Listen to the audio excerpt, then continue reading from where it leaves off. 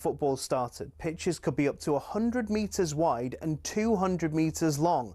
That's longer than Ellen Road. Not the pitch, the stadium. Anyway, UEFA wanted a standard across Europe for international matches, which became 105 metres long and 68 metres wide. But some clubs had been rebels, not intentionally, but because of the stadiums. Take Highbury, for example. It was 5 metres shorter and a metre narrower, meaning away sides had a challenge to adjust. White Hart Lane was exactly the same. And actually, when Spurs temporarily moved to Wembley, they asked the FA to shorten the pitch. The FA, very offended by the sacrilegious suggestion, said no, which in fairness could have actually benefited Tottenham, because when they moved into their shiny new stadium, the pitch was exactly the same size as Wembley's. Today, Forest Pitch at the City Ground is a big one. It's 2 metres wider than any other pitch in the Premier League. But the smallest of all, Craven Cottage, just 100 metres long and 65 wide. No excuse for not tracking your man. There are a couple of crazy outliers in Europe too. At Napoli's home ground, the Stadio Diego Armando Maradona, the pitch is a whopping 110 metres long. At least they don't play on a slope like Newcastle do. There's a 2-metre incline on the pitch at St James's Park. And don't get me started on the old pitch at Yeovil too. It used to be a slant of 2 metres corner to corner and across the halfway line. So UEFA have their standards, so do the FA, but they do give pitches in England some wiggle room. Pitches can be anywhere between 90 and 120 metres long and between 45 and 90 metres wide. I mean, the rules state you can't have a square pitch, but in theory you could have one that's 91 metres long and 90 wide. Imagine rocking up to play a Sunday League game and the pitch is basically a square. So there are rules and regulations on sizes, with a UEFA standard that roughly everyone follows, but as we all know, size doesn't matter, does it?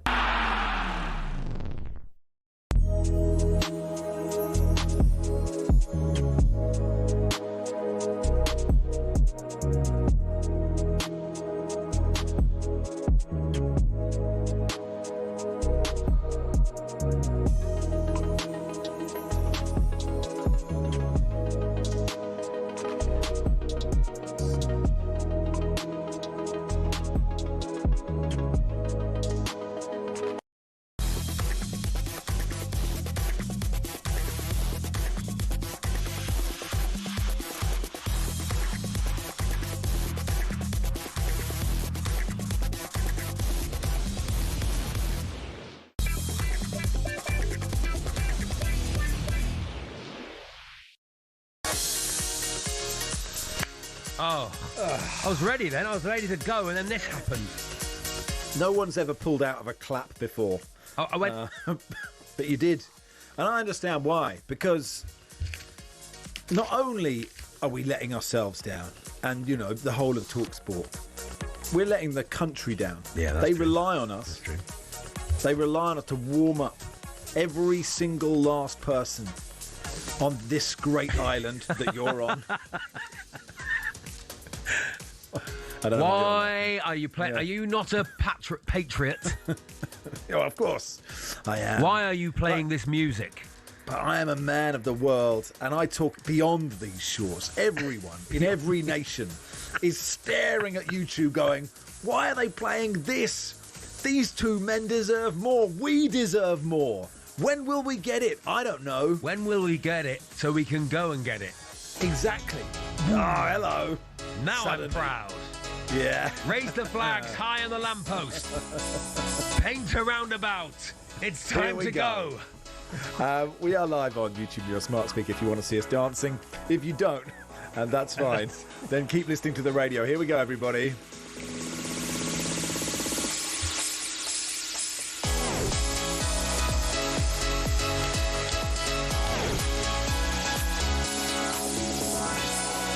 Good morning, everybody. Welcome to the world's biggest sports radio station. It is TalkSport. My name's Max Rushden. Alongside me, Charlie Baker. Charlie, this is just any warm-up. This is the double award-winning, award-retired warm-up Max on Saturday, the 13th of December, 2025. And at 12:30, it's the PDC Darts World Championships. It's on the TalkSport app. Commentary from Chris Murphy, Mark Wilson, Paul Nicholson, and Chris Mason, the Obi producer. Oh, it's Matt Gobbin. He wears a dustman's hat. He wears gold blimey trousers, and he lives in the council flat. He looks a proper nana. in his great big bobtail boots. He's got such a job to pull them up, but he calls them Daisy Roots. Go get it! And then at 12:30, it's Norwich v Southampton in the Championship. It's a TalkSport 2 exclusive, presented by Natalie Sawyer, commentary from Mike Sewell, and former England defender Alvin Martin, the OB producer. It's Mike Sewell! Mikey Sewell, Mikey Sewell, oh Mikey. Mikey Sewell, love you, I love you, Mikey Sewell. Go get it! And then at 13 o'clock, it's Game Day Live with Forget It. Forget about it! The bust into business.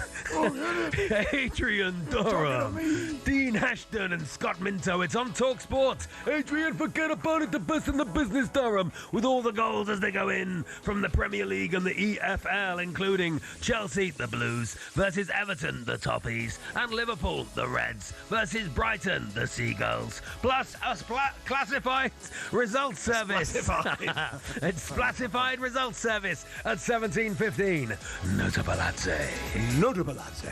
Adrian and Scott are at Chelsea together. Dean is at Liverpool. At 15 o'clock, it's Coventry v Bristol City in the Championship. It's a TalkSport 2 exclusive. Not on UK TV. Not on UK TV. It is not on UK TV. It is not on UK TV. Go get it! Presented by Natalie Sawyer. Commentary from Ian the Duke of Knutsford-Danta and former Scotland striker Chris Uwalumo. The OB producer. It's Ian the Duke of Knutsford-Danta. Woo!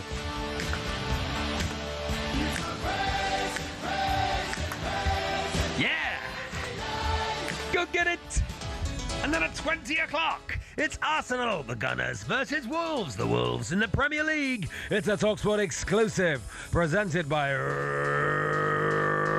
Rashman Chowdhury.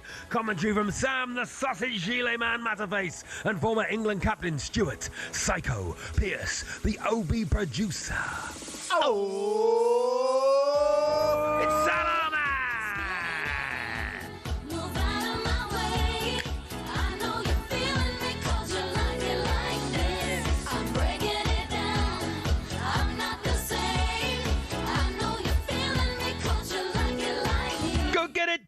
It's Big Ticket Live! Premier League, Championship, and PDC World Darts Championship action.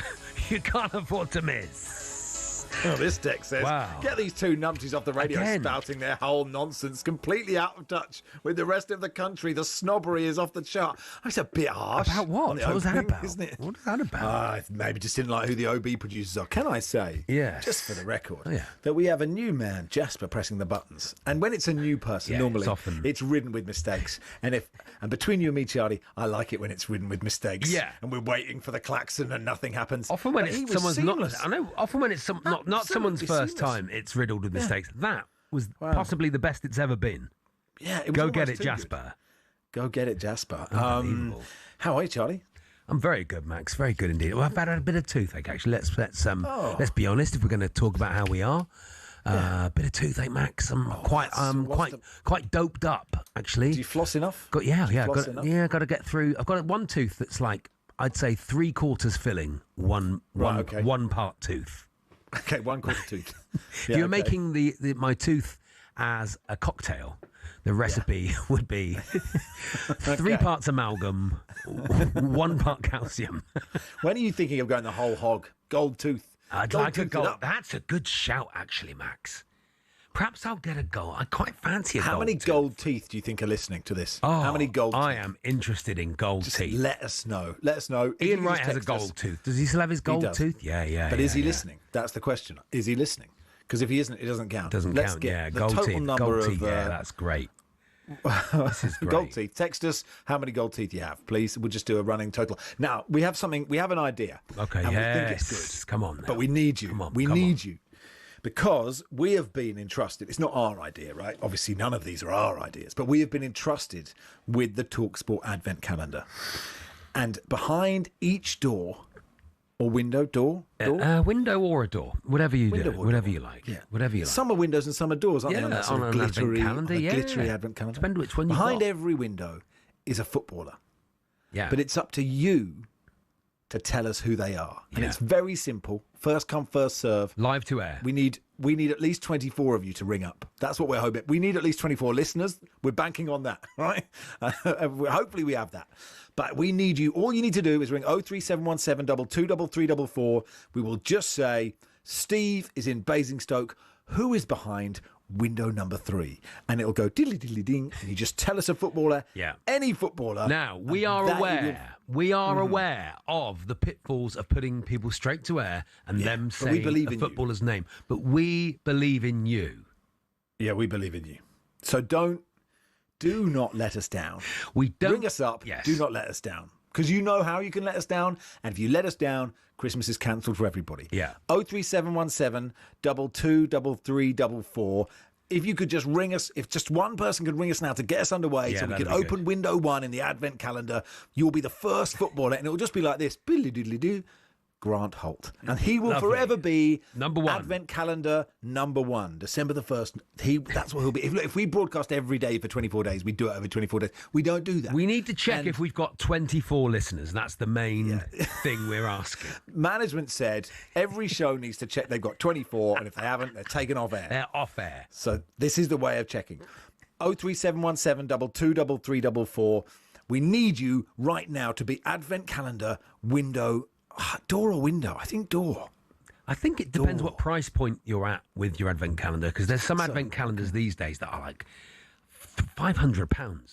£500 You can seems get an a lot. advent calendar for £500 now. Are they doing dynamic pricing? Is Infantino in charge of the price of No, advent like calendars? behind that, you'll get like a nice moisturiser or something, each day. Oh, we're not giving away moisturiser. There's none We're of that. giving away We just want the names of footballers.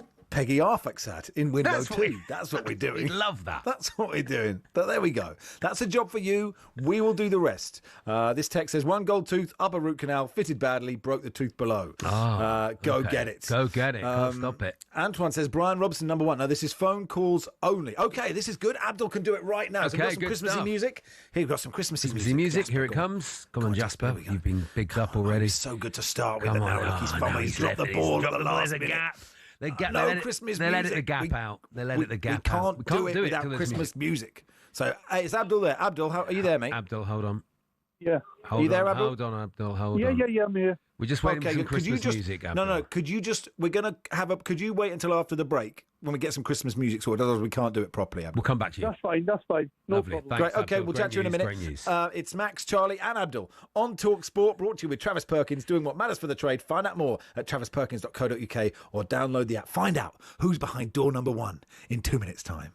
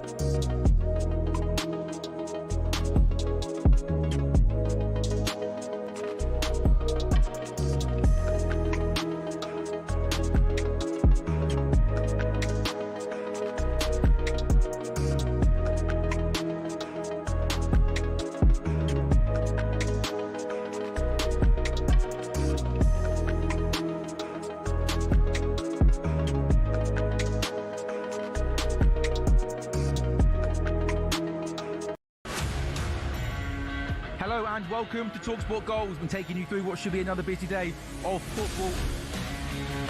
Chance to win it! We don't need to do that, guys. I'm going to owe you an apology. How would you get to that conclusion? That's a weak mentality. Oh, get out of it.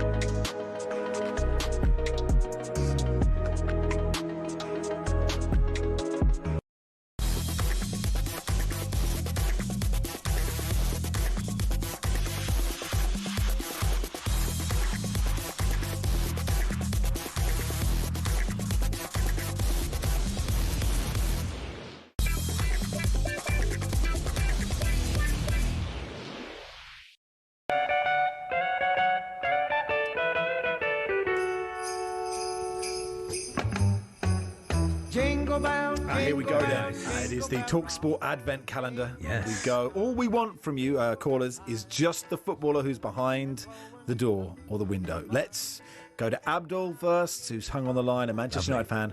Who is behind window number 1? Peter Odemwingie. Peter Odemwingie, there he behind is. door behind one. us. It's Lovely. really nice. That's very Lovely nice. stuff. If we could keep the Christmas music going to make it sound that'd like, be great. you know, it's a real radio feature. Lovely stuff. Okay, so here we are. Window number 1. Peter Odemwingie. Let's go to Bal, the Wolves fan. Bal, who is behind door number 2? Zinedine Zidane. Oh, Zinedine lovely. Zidane. Early. Lovely. Very early. I thought you might have been 24, but no. Really, An early. really good. Graham is a Newcastle fan. Graham, the Newcastle fan? Who is behind window number 3? Shola Amiobi. Of course it is. Shola Amiobi. I knew it would be. Odemwingie, Zidane, Amiobi. Lee is a Hull fan. Who's behind window number 4, please, Lee? Dean Windass. Yes, that volley. That volley's behind window number 4. Really lovely. So Odemwingie, Zidane, Amiobi, Windass. Let's do one more. Simon is a Burnley fan. Simon, who's behind window number 5? Maxime Esteve. Oh, Maxime Esteve. Yeah, solid player. Thank you very so nice. much. Burnley fan, very good. Yes, thank you. Really lovely. Lovely. Okay, we've got 5. First so 5 windows get your calls open. in. Yeah. 03717 22 3344, and we'll line up. We'll get through 24. So far, so good, Max. So far, so good. So far, it's good working, isn't it? It's good Producer's fun. wiping his brow. So far, so good. No one's hovered over the dump button more. No one on the list yet. Right, Arsenal Wolves is live on TalkSport tonight, 8 o'clock kickoff. Top v bottom. Let's do Arsenal. We'll do a bit of Wolves later, but let's do a bit of Arsenal. Sophie Nicolau from the Highbury squad joins us. Hey, Sophie. Hey, Always nice Sophie. to chat. Hello, boys. How are you? Yeah, very good, thank you. Happy Christmas. Happy Lovely Christmas to you. tree you have That up, tree. Behind you. Is it so? Look, Wolves have 2 points. This can't be. The trouble is, Sophie, is Arsenal are too ruthlessly good. I know you lost at Villa, but you're too ruthlessly good to do us all a favour and drop points in this one. You enjoyed that loss at Villa, didn't you, Max? Oh, I didn't mind it. I didn't mind You it. didn't mind it. Well, hopefully, I think Mikel's used that image at the end, last gasp winner, as further fuel and motivation for the Arsenal players to just stay focused and, you know, bounce back in the Premier League. We saw the team bounce back quite well in the Champions League, clinical performance. And yeah, if you want to win the title, you absolutely can't drop points here to Wolves. They've been by far one of the worst teams, not only this season, but that we've seen in Premier League history so far, and could go down as one of the worst. So this is where you make yet another statement, and it's all about the 3 points for me.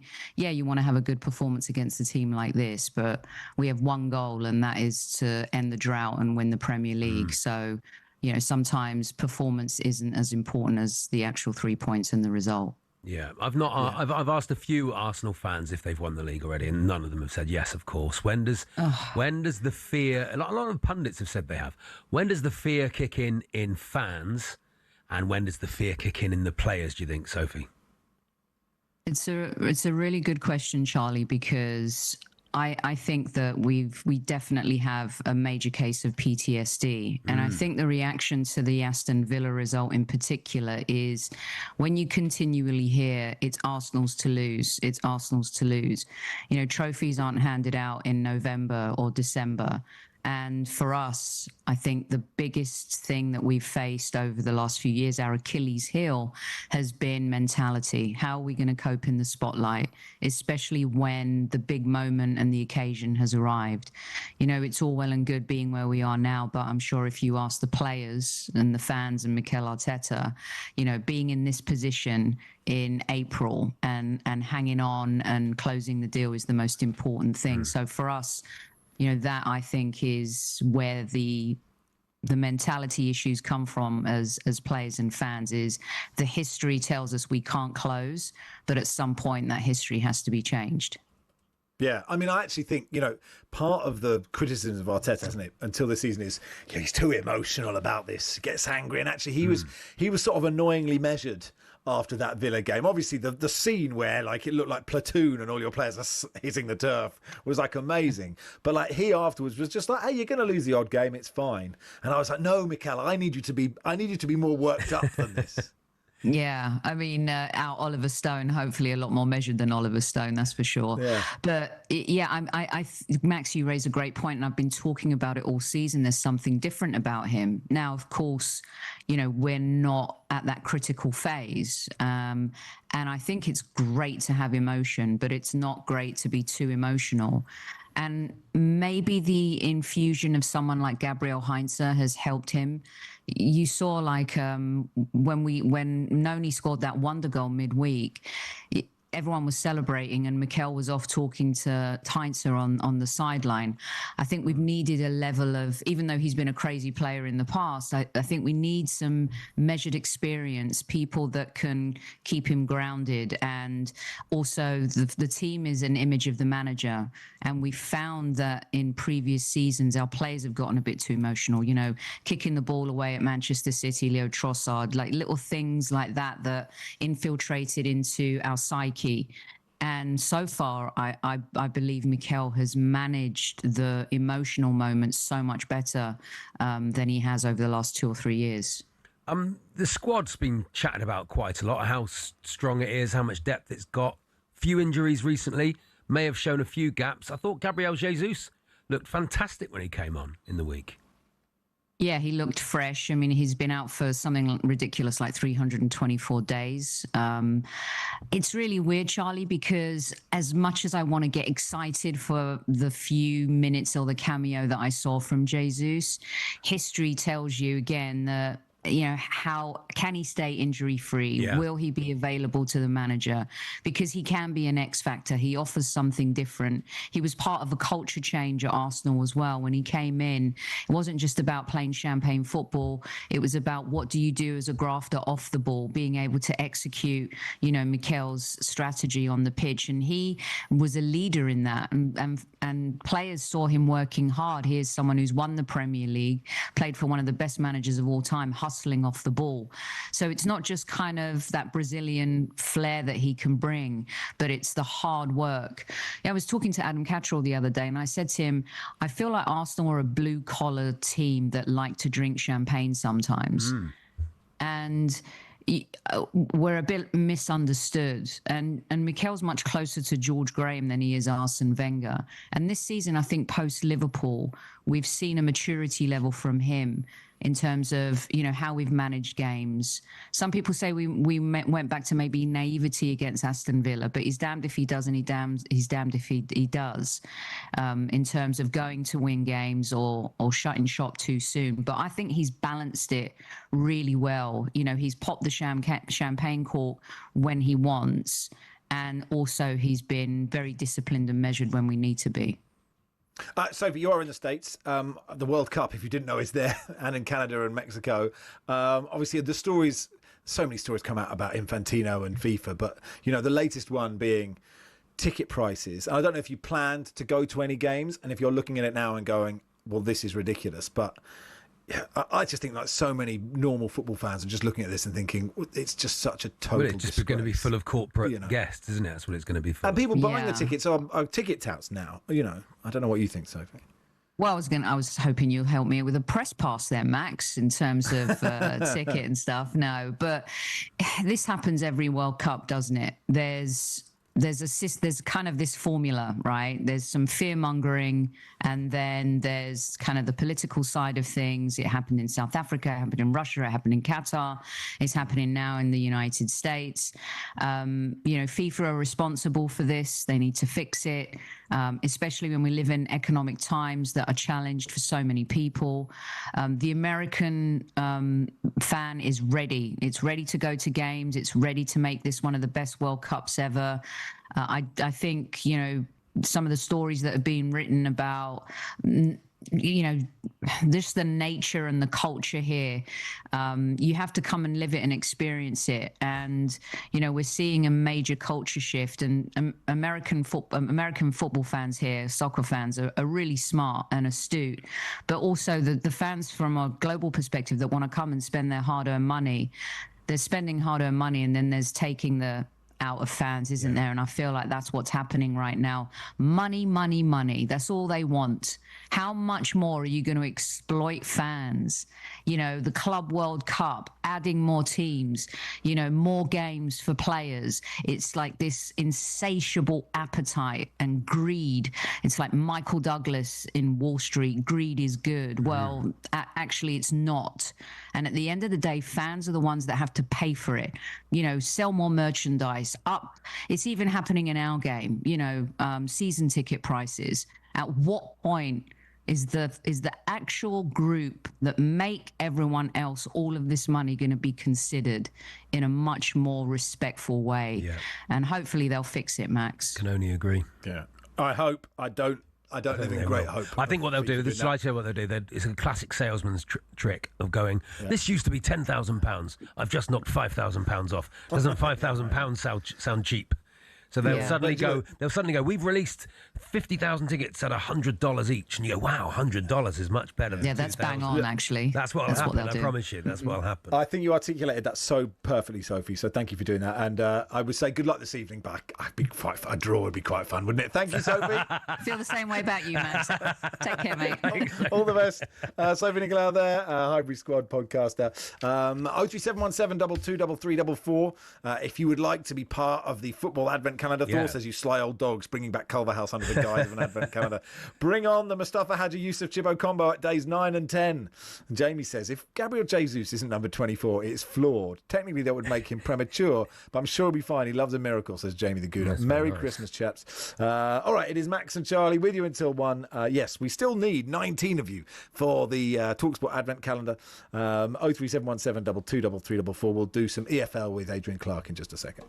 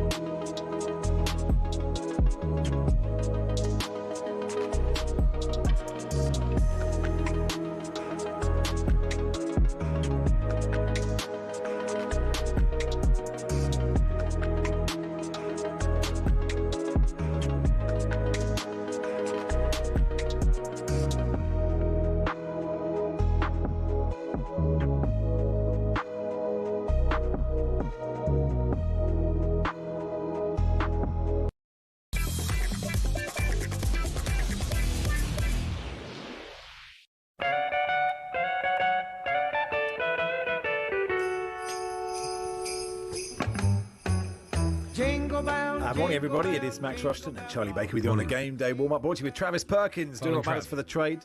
Find out more at travisperkins.co.uk. Download the app. We don't know if he's going to be in the squad for the third test. Yeah, his hamstring's been tight throughout his career, isn't it? So well, that is true, but like England can't afford. They're already bringing back Pat Cummins and Nathan Lyon. If Travis Perkins comes in, we are screwed, aren't we? Anyway, we are building the TalkSport Advent calendar in window 1. Peter Adam Wingy, then Zidane, Shola Amiobi in 3, and 14 Windass in 5, Maxim Estev.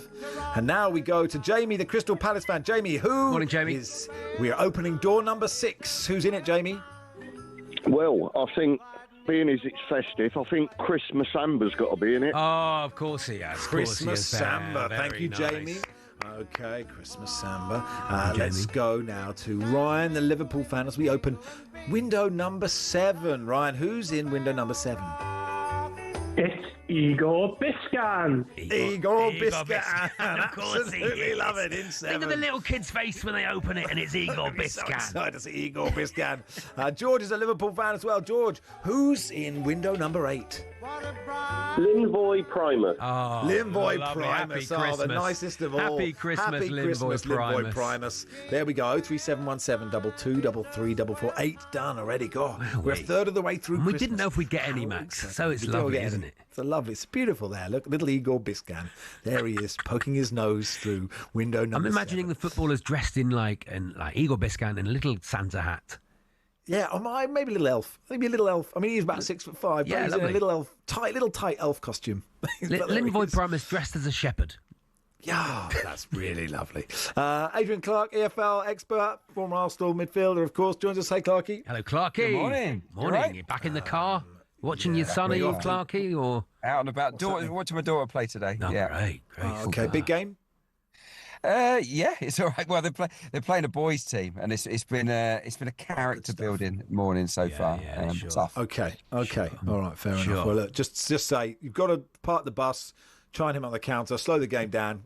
Leave something on them. I hope you said that to her. Leave something on them. Absolutely. Yeah. Where do you want to start? Leicester Ipswich is interesting, isn't it? Yeah, big game.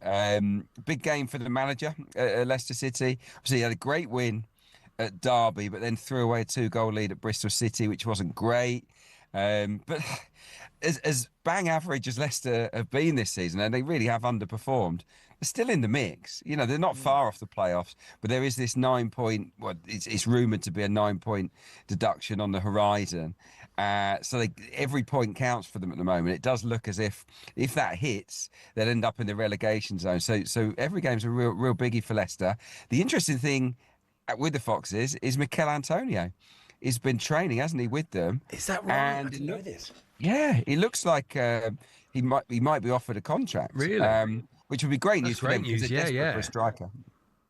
Do you know what? I really hope that they give him some support as opposed to, for the last 15 years, him ploughing a lonely furrow on his own for West Ham with no one within like 25 miles of him. And he goes to Leicester and say, we're going to play a 4-5-1, Mikel. You do all of that by yourself. Millwall Hull, I don't think many people are expecting them both be in the playoff places come this time of the year. What do you reckon? 100%, yeah. Look, this is a game, third v sixth. You would have thought maybe at the start of the season this might be a bottom half of the table clash. So these are the two sort of overachievers at the moment. Alex Neil is doing a mega job at Millwall. And the thing that really impresses me about them is that they're mainly young players. They're sort of all around 21, 22, 23. Not that many of them have huge experience in the Championship, but they're flying. And in a wide open division this season, they've got a shot at it. They really have. It'll be a good game today against Hull. Hull don't get involved in many boring games. They're sort of, you score 2, we'll score 3. They're that sort of team.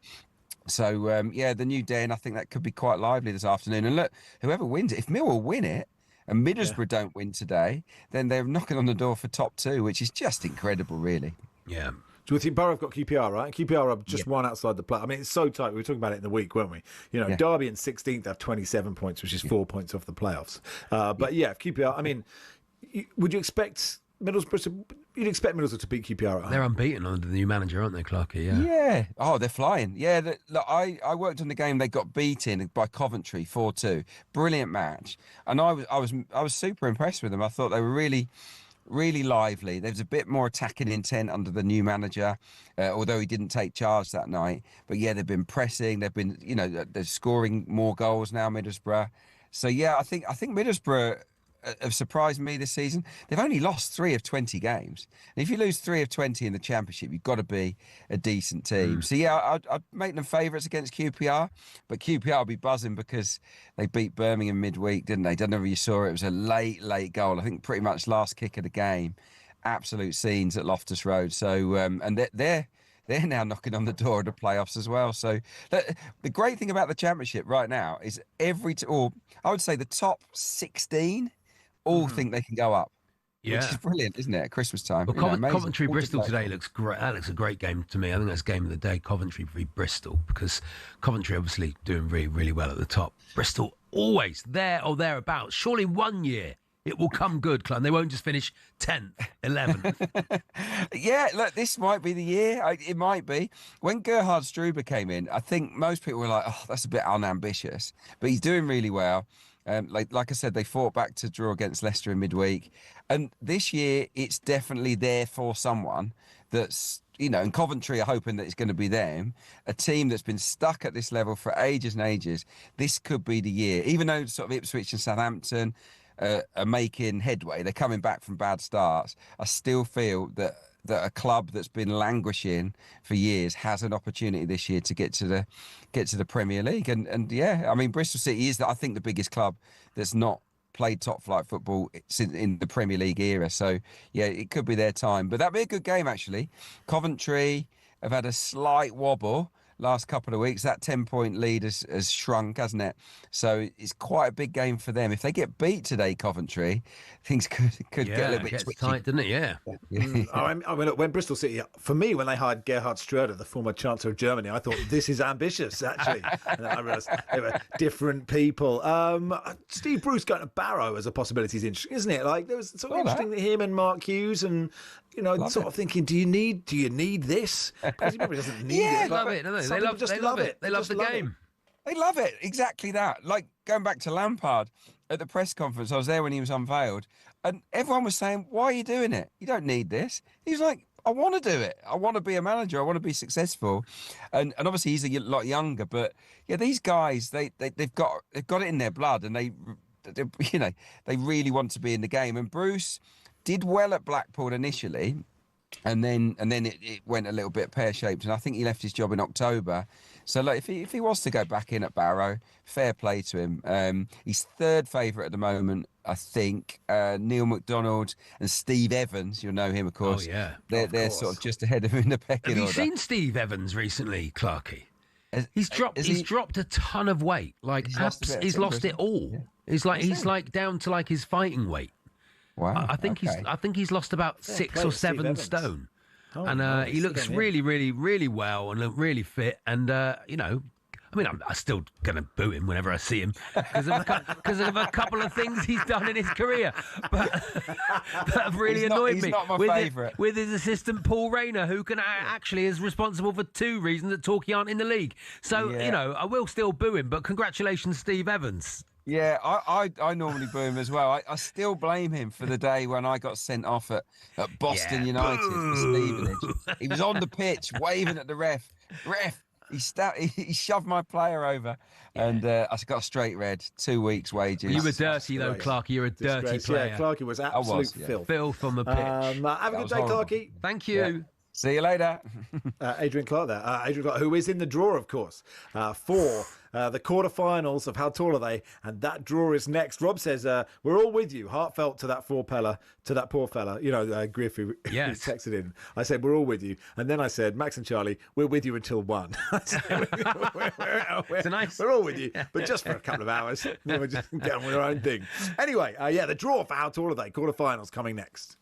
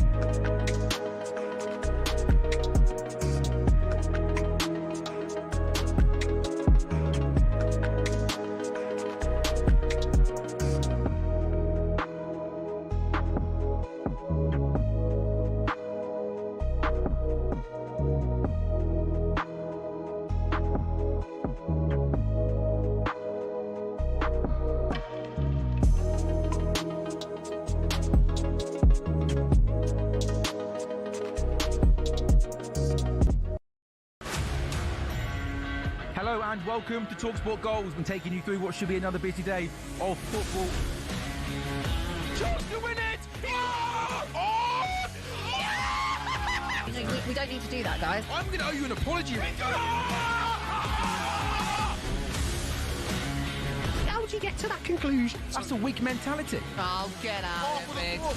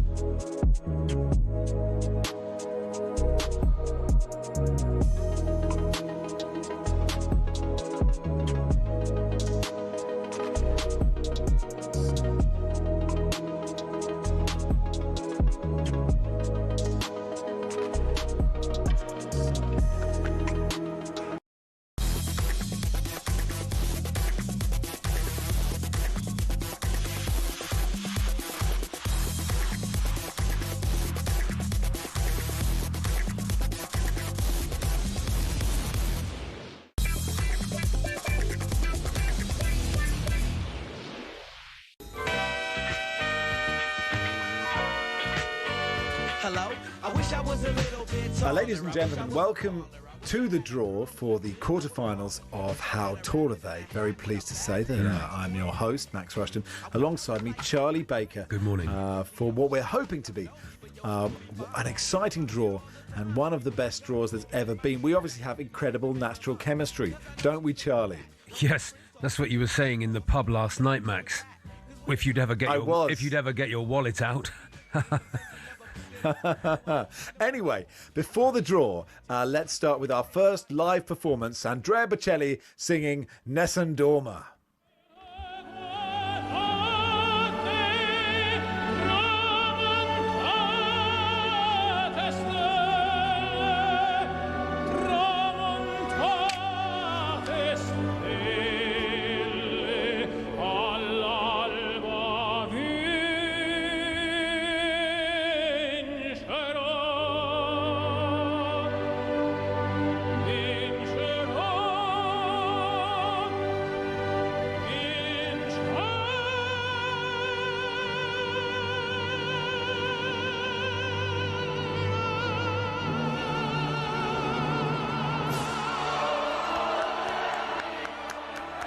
Thank you, Andrea. I really loved that. That was excellent. I thought, Charlie, that was some good singing. Yes, good as you were in the pub last night when you were wearing that crazy shirt. Anyway, before we have our next live performance, I'm very excited about that one. Really pleased to say we are bringing a new award. It is the Max Rushden and Charlie Baker Broadcasting Award for the best broadcasters of all time ever. We have introduced this prize to celebrate the art of radio. There are many broadcasters in the world, but none as good as these winners. They are broadcasters who have transcended the medium, who have taken radio to new heights. They broadcast with love, kindness, compassion, joy, humour, genius, brilliance, intelligence, warmth, knowledge, and the ability to change lives through talking. It is my great pleasure to hand over to Charlie Baker to find out this year's winners of the Max Rushden and Charlie Baker Broadcasting Award for the best broadcasters of all time. And the winners of the Max Rushden and Charlie Baker Broadcasting Award for the best broadcasters of all time ever are... It's Max Rushden and Charlie Baker. Absolutely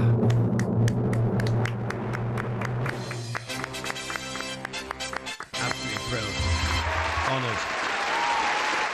Thank you. Oh, well done. Well done to us. Thank you. Now let's go to our next live performance. Oh, good. It's, of course, Bewitched.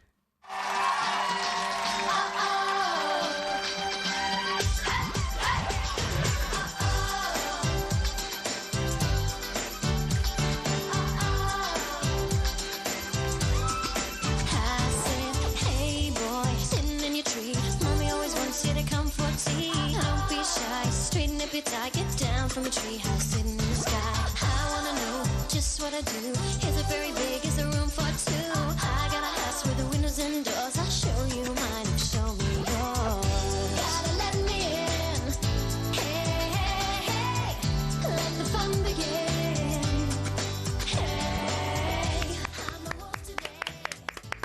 Thank you so much, Bewitched, for being here. Thank you. Right, Bewitched. should we get on with the draw Yes, then? of Okay, course. so of course 8 players in the hat for How Tall Are They?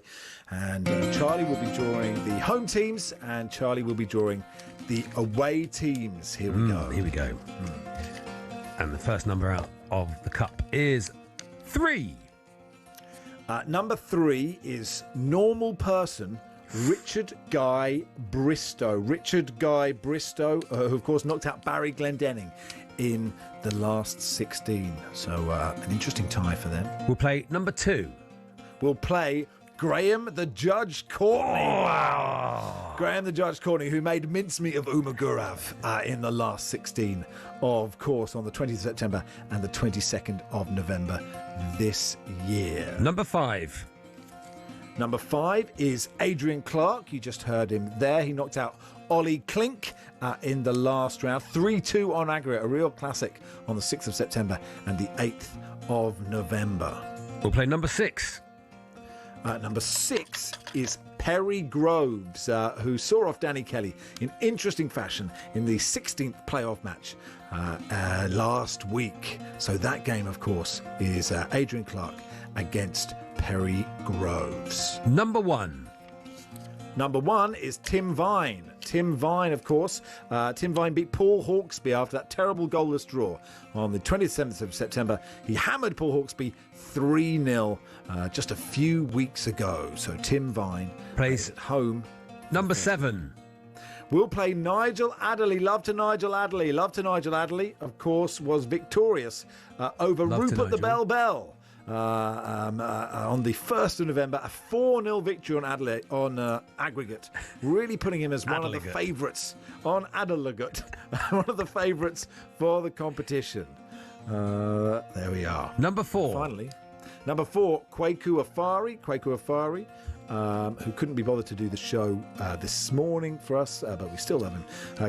He knocked out Shane Parrott, if you remember, 3-2 on aggregate in the last 16. Kwaku Afari will be playing. Number 8. Number 8 is Lars Sivertson. Lars Sivertson, who beat Kevin Day. Of course, I love the Kevin. So that concludes the draw. Richard Guy Bristow will play Graham Courtney. Adrian Clark will play Perry Groves. Tim Vine will play Nigel Adley. And Kwaku Afari will play Lars Sivertson. Let's get some live reaction from one of those players right now. Here comes the judge. Yeah, he, this court is now in session. Uh-oh, here come the judge. Here come the judge. Everybody know that he is the judge. Guilty. 25 years. Send him down. No parole.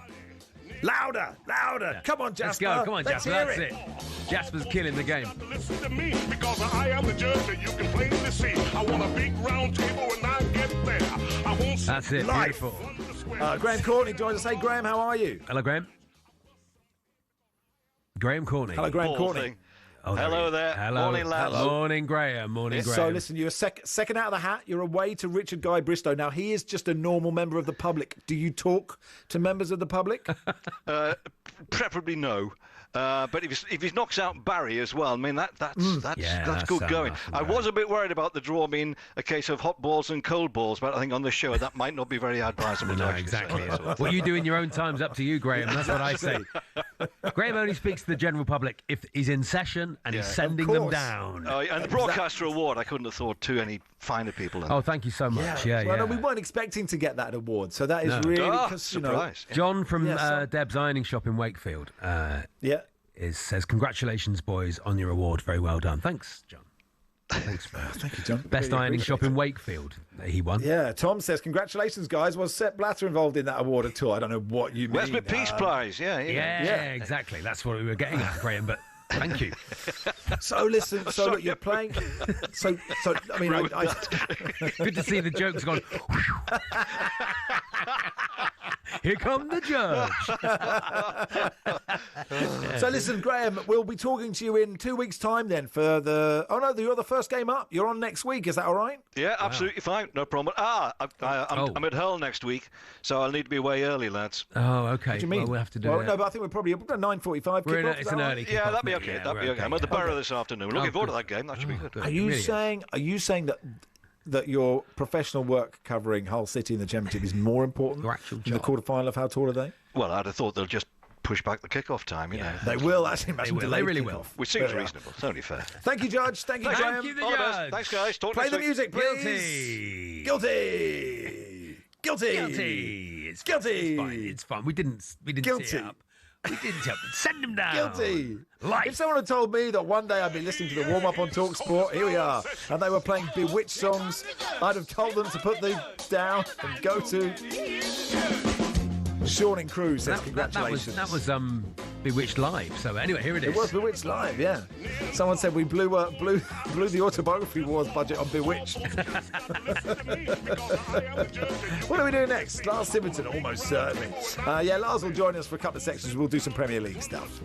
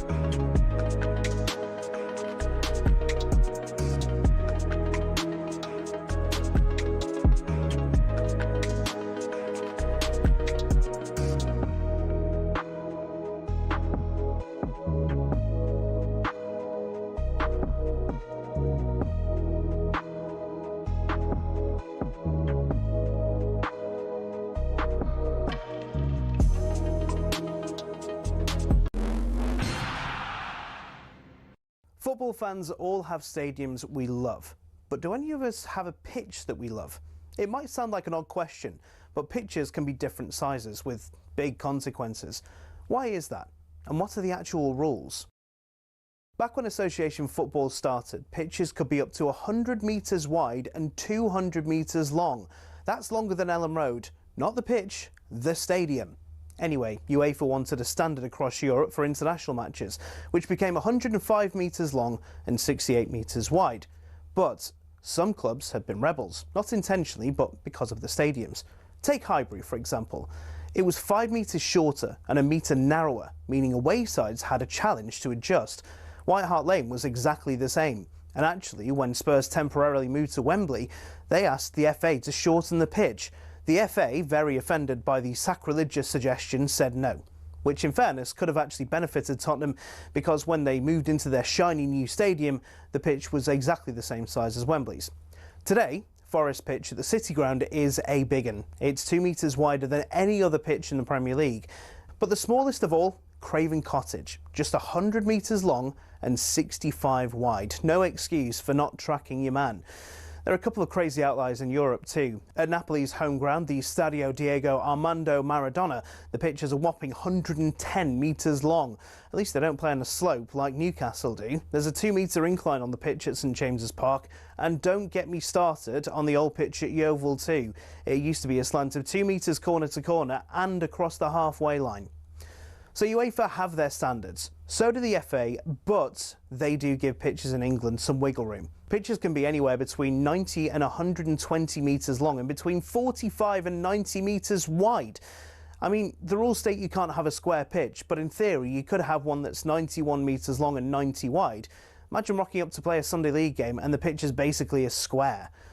So there are rules and regulations on sizes, with a UEFA standard that roughly everyone follows, but as we all know, size doesn't matter, does it?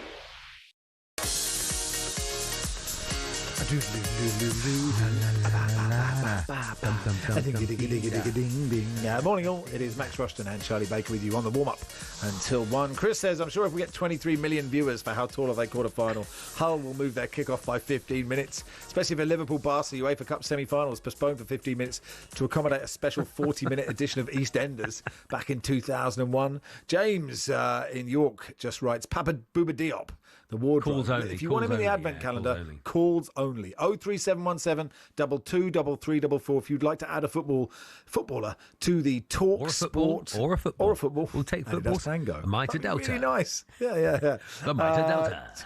The Adidas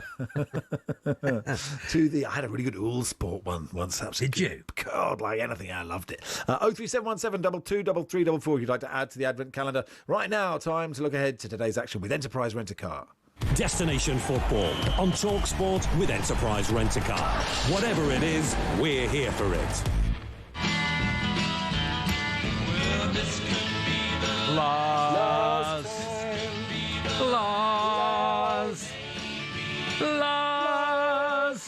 Lovely.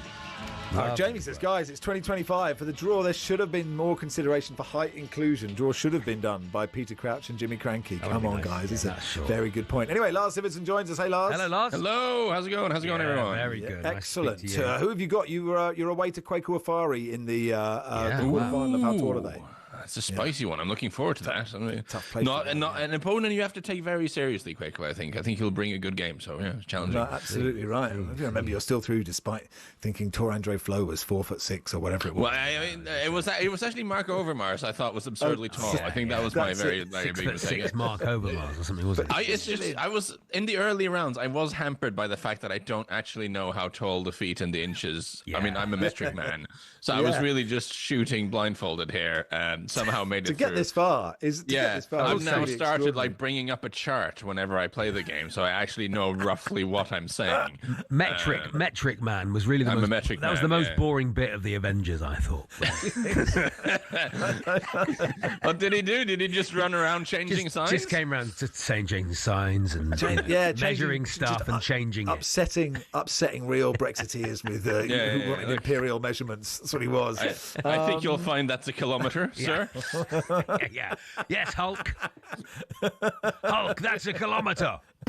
Hey, where should we start? We should probably start, Lars, at Anfield, Liverpool, Brighton. Mo Salah included in the squad. I'm surprised. I thought I am. I didn't think he would be in there. Well, we don't know. I mean, Arne Slot has or will have a conversation with him, so we don't really know how that has gone. I reacted quite strongly initially to this because I just thought, and we don't need to go over it again, I just thought that was such a strong reaction from Salah, from having been benched for really 2.5 games, effectively, that I just thought that's no way to behave. But as the days have gone by, I do think sort of Steven Gerrard's approach to it, which was much more conciliatory and just... I thought Steven Gerrard's quotes on it was good. It's like, as players, you get upset and you say things when you're emotional. Now, was this an emotional outburst from Salah, or was it a calculated outburst? It's hard to know. But certainly the idea of like de-escalating the situation a little bit and tell him, listen, you said a few things maybe in a frustrated moment, but if we can have a conversation about your role in the team and where we want it moving forward, at least you give yourself options. I still think, like, if it's completely unacceptable for Salah to be on the bench for 2.5 games, then maybe he should be looking to move on, because whatever you think of his role in the team, he's a 33-year-old winger who probably has to have some workload taken off him. I don't think he can play for 60 games a year the way some players can. So, but if he doesn't want to be rotated in any way, shape, or form, then that's always going to be difficult moving forward. But there's no harm in at least giving yourself options moving into the January window to see what happens.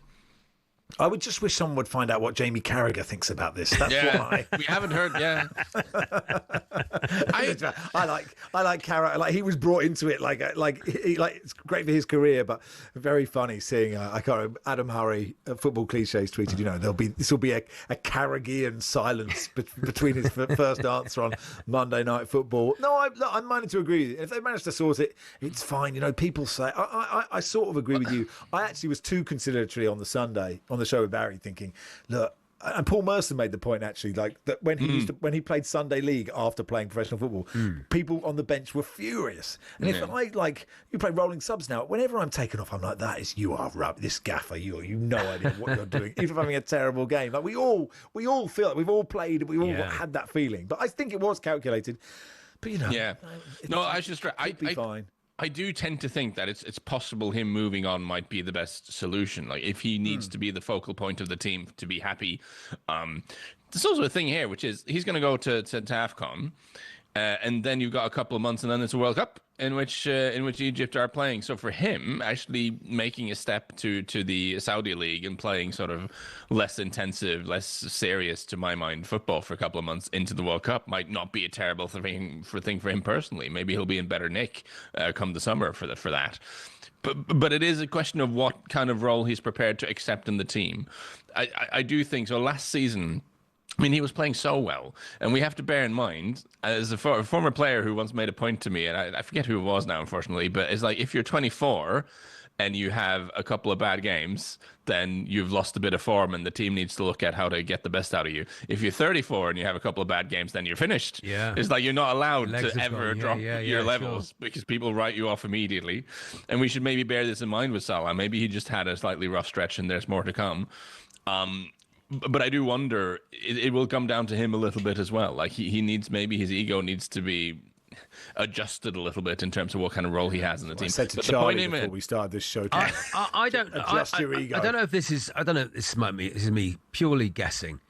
Arne Slot may have written off this season already. Not the Champions League, perhaps, in the FA Cup, but the league. And he might be starting to prepare now for next season. And for next season, I don't think he'll want Mo Salah there. Yeah, that's an interesting point. I think the deal they seem to have, and I'm pretty sure Salah has said this on record as well, or that Salah has said it, that the deal was last year, like, you don't really have to defend, but just keep giving us goals and assists, and we'll figure out how to defend without you. And that worked. Clearly, they won the league, and his numbers were incredible. But I think like his numbers do need to be incredible for that trade-off to work. If you're asking the rest of the team to essentially defend with 10 men, 9 outfielders, because you need to be exempt from that, you probably need to score pretty much every game for that to be worthwhile, because it presents such a big challenge and it puts so much extra burden on the rest of them. And I do wonder if maybe... I think this moving... I like Florian Wirtz as a player. I saw a lot of him at Leverkusen. I'm pretty sure he'll come good. Alexander Isak's a great striker. But this sort of change they made in the summer when Darwin Núñez and Luis Diaz were sent away, those were players who were not perfect footballers by any means, but they were really aggressive, hard-running, intense guys who I think put in some of the extra yards that Salah was not putting in or was exempt from putting in up front.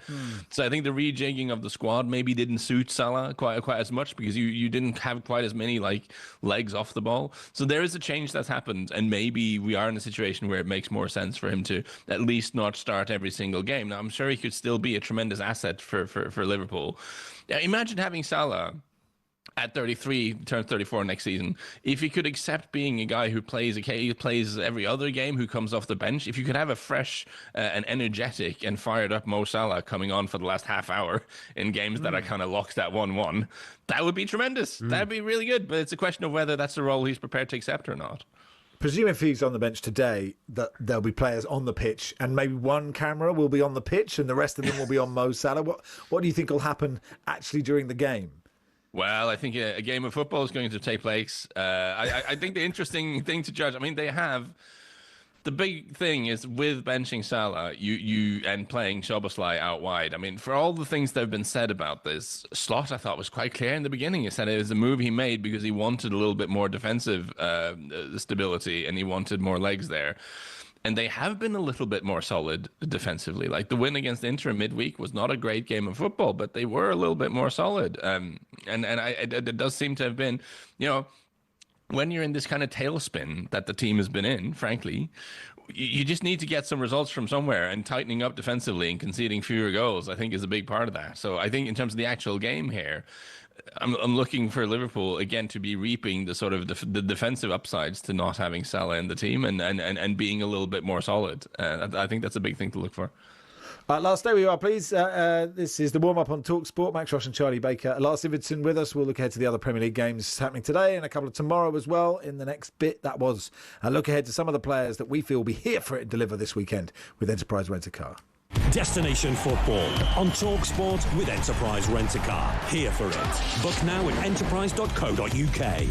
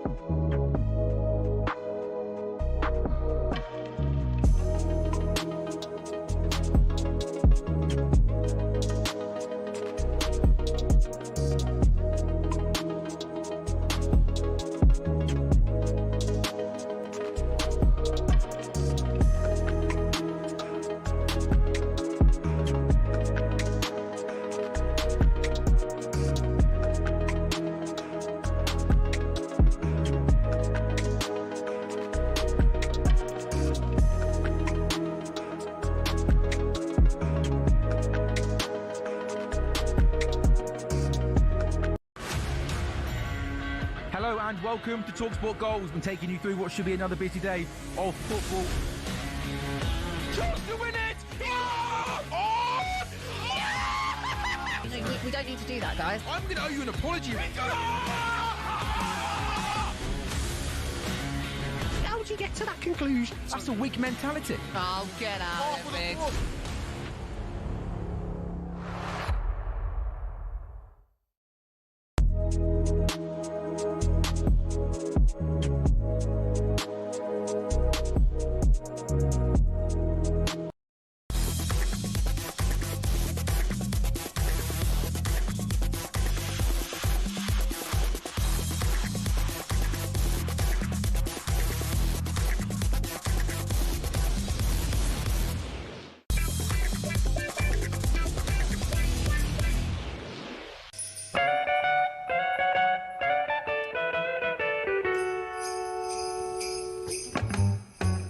Jingle bell, jingle bell, Good morning. It is jingle the bell. warm up on TalkSport. Max Rush and Charlie Baker with you until 1. We've been entrusted to open all the windows and doors of the TalkSport Advent calendar.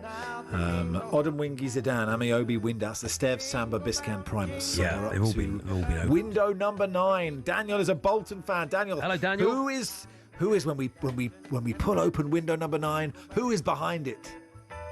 Nico Crenshaw. There he Nico is, of Crenshaw. course. Happy Christmas, With a little- everybody from With a little crown on his head, looking at a star. Yeah, absolutely wonderful. Okay, and who will be following Nico Crenshaw? Andy is a Rangers fan. Andy, Hello, who's Andy. behind door number 10? Ali Dia. Ali Dia. Ali Dia. Oh, Very yes, Ali nice. Dia, of course. George Ware's cousin. There he is, Ali Dia at number 10. Ian is a Newcastle fan. Ian, who's in window number 11? I think it's Christian Vieri.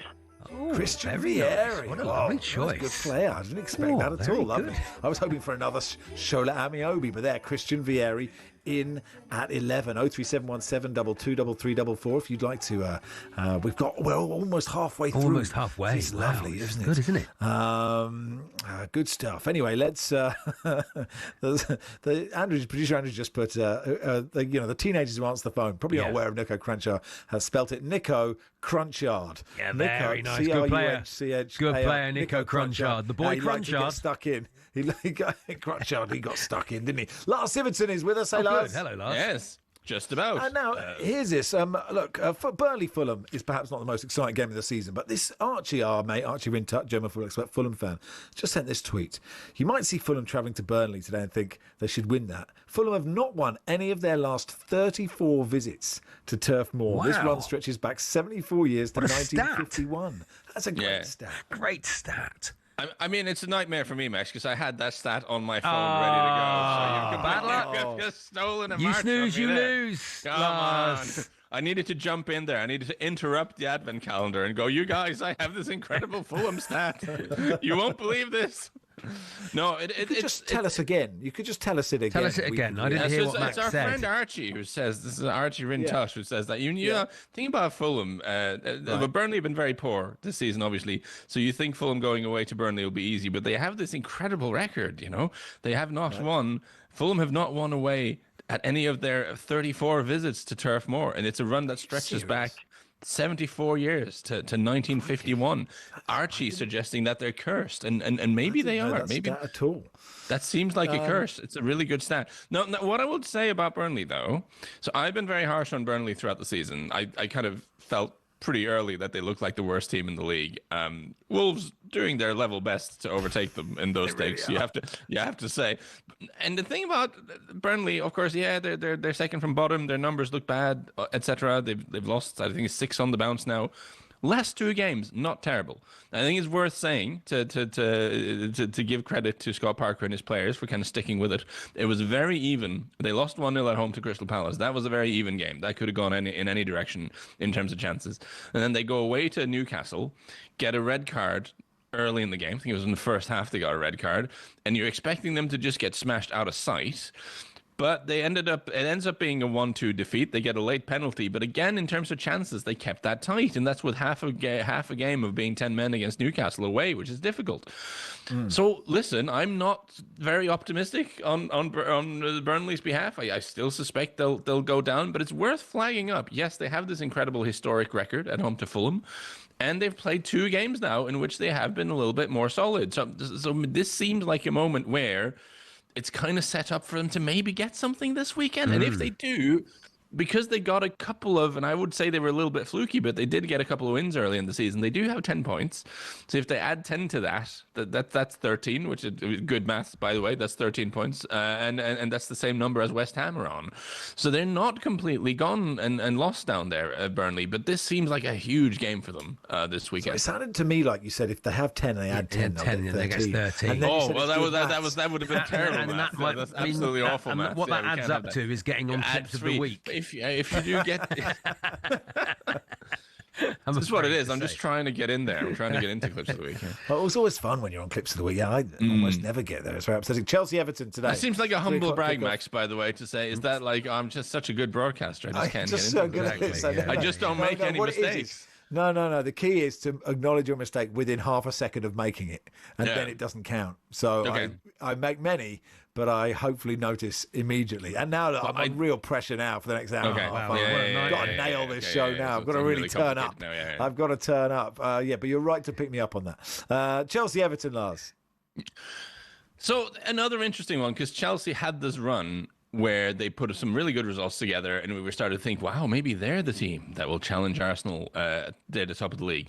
Then, of course, they've not won in the last 4 in all competitions now. And Maresca has come under criticism for rotating too much, and they've made a lot of changes. He made the point in the press conference ahead of this game that he said, the season is a marathon, not a sprint, which shows, if nothing else, that he's really like leaning into the true and tried and tested English football cliches. He's really getting the lingo. But he says, if you always use the same players, you will struggle with fitness and keeping them healthy. And I think that is true. It's also fair to point out to Chelsea is that they've had quite a lot of these changes have been enforced. Chelsea have had 4 red cards this season, so they've had some bans to maneuver. I mean, Caicedo's going to miss this one as well. The couple of things I wonder about, he has been changing the centre-half pairing quite a lot recently. Some of that has been enforced by injury. But during this run, when they were playing really well, Chelsea, he seemed to settle on Fofana and Trevoh Chalobah at the back, and that seemed to work quite well. Last couple of games, it seems like there's a new pairing back there every single game. It seems to unsettle them a little bit. And I also do wonder a little bit, Joao Pedro is a really good player, right? He does a lot of things well, but he has scored 4 and 14 in the league, and that is not a great number if you're like the starting number 9 for a team that's looking to challenge for the title eventually. And maybe he's someone who's more of like a facilitator in the way that Firmino was for Liverpool. But then you need someone else to be Mo Salah. You need one of your wingers to be putting up huge goal numbers. And that's not really happening. Pedro Neto's got 5 and 14. Enzo's got 4 and 15. Estevao, obviously, we see his potential is incredible, but he's still just 18. So maybe the answer to this is just getting Cole Palmer back to full fitness. Cole Palmer, of course, scored 22 goals in his first season at Chelsea. He's had this groin injury that they can't quite figure out. Maybe if he comes back, it all suddenly makes sense. But Chelsea, for a team that has a lot of good players in it and a lot of good money has been spent on it, there's a few question marks still there. Can we just look ahead? One game tomorrow. Obviously, Charlie, you're with me tomorrow because Barry is going to the Time Weird Derby. Fantastic. He's covering it for the Guardian. But Sunderland, Newcastle, 2:00 tomorrow. I think if you told any Sunderland fan they'd be above Newcastle in the league when this game was kicking off, they wouldn't believe you necessarily. But it's so great that game is back, isn't it? Yeah, it's great. And it's really fun for the neutral, at least, and I imagine for the Sunderland fan, that the game is back, but it's kind of almost a little evenly balanced. The last time they played each other was in the Cup in 2024, and then, of course, there was a big gap between them. Newcastle won 3-0 quite comfortably, and Sunderland were still in the Championship and just kind of making their way up. But now, of course, as you say, Sunderland are above them in the table. And maybe form goes completely out the window in these kind of games. It's a cliche. It's probably true. But, of course, Newcastle haven't been good at away from home. That's been a particular struggle of theirs so far this season. They haven't been great on their travels. And Sunderland have sort of turned the Stadium of Light into a little bit of a fortress. They've yet to lose at home, 4 wins and 3 draws in their first 7 at home. Whereas, of course, Newcastle on their struggles have not been great. So if you're a Sunderland fan, you go into this thinking it's a real chance for them here to get a result, which would be a very memorable one. Yeah, all bets are off, don't they? All bets are off on a derby, especially time-weird derbies. You say that all the bets are off. I think some of the bets might be on, but they might be on cards. That might cards be the route. I think. Cards. Yes. Because that cup game back in 2024, which was a pretty comfortable 3-0 win for Newcastle, there were still 6 cards in the game. It was 6 bookings. I think Bruno Guimaraes versus Granit Xhaka in midfield, I will be baffled if the both of them get through 90 minutes without some cards coming out. I'm really looking forward to that. Thank you, Lars. Thank you, Lars. Anytime, guys. Have a great weekend. Lars Siverton there. Now, the latest TalkSport Daily is out now. Sam Allard, TalkSport's Kwaku Afari, Arsenal broadcaster Matthew Pincus ask, is Declan Rice the greatest midfielder of his generation? Yes. Where does he rank among Premier League greats? What's his best position? Midfield. And what areas can he improve? He's such a good... He is a brilliant player, I think. It's not insight. You want that. Is he the greatest of his generation? Greatest of his generation. Who are we putting him against? What in for England or around the world? Right now around the world. Where is Declan Rice? He's up there. But if you think about some of the midfields at the moment, it's a tough question. I'd like to listen to this podcast. Now I've taught myself into listening to this. Very good. It is on the TalkSport app, wherever you get your podcasts. Commentary tonight as well of Arsenal against Wolves. Kickoff is at 8 o'clock. Max and Charlie with you until 1 on the warm-up. More Advent calendar. Lee Phelps will join us. We get team news from Carrow Road in just a second. Norwich Southampton, by the way, live on TalkSport 2 from 12:30. The Dart starts then as well, 12:30, I think, on the app as well.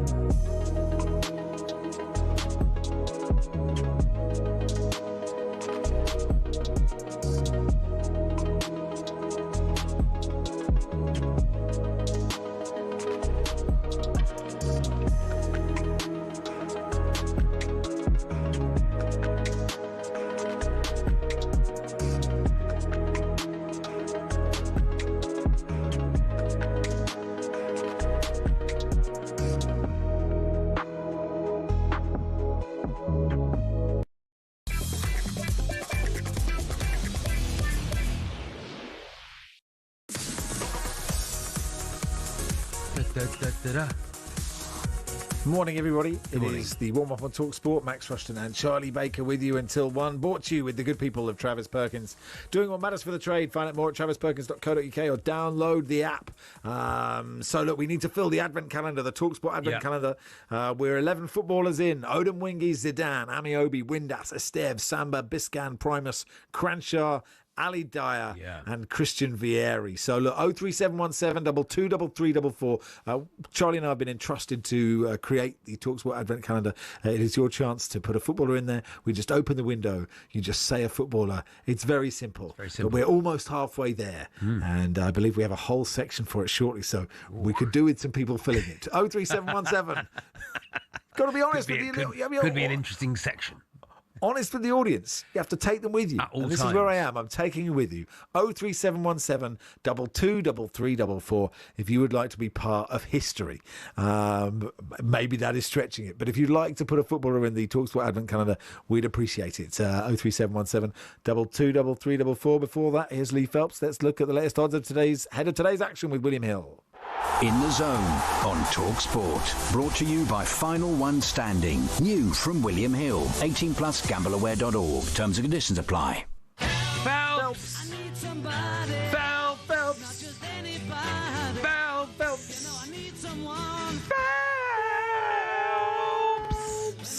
Lee Phelps, welcome. Lee. Almost. Oh, that was good, Lee. The second, third, and fourth ones really good. That first one always catches, doesn't it? Just slightly. The first one, it's hard to get the first one out of the bat. Absolutely. You're right, and then the high note is tricky.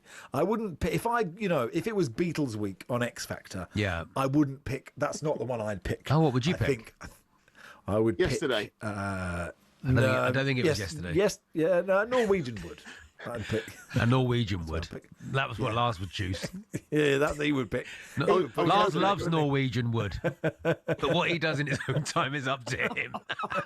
Final one standing, Lee, is I think when you started that, Charlie, you made realised it was ruder. Made myself laugh, and now I realise I've taken it too far, and we should all move on. It was ruder than you thought it would be, but you committed to the bit. So there we are. So fair enough. I could see Joe looking down at the dump button for a second.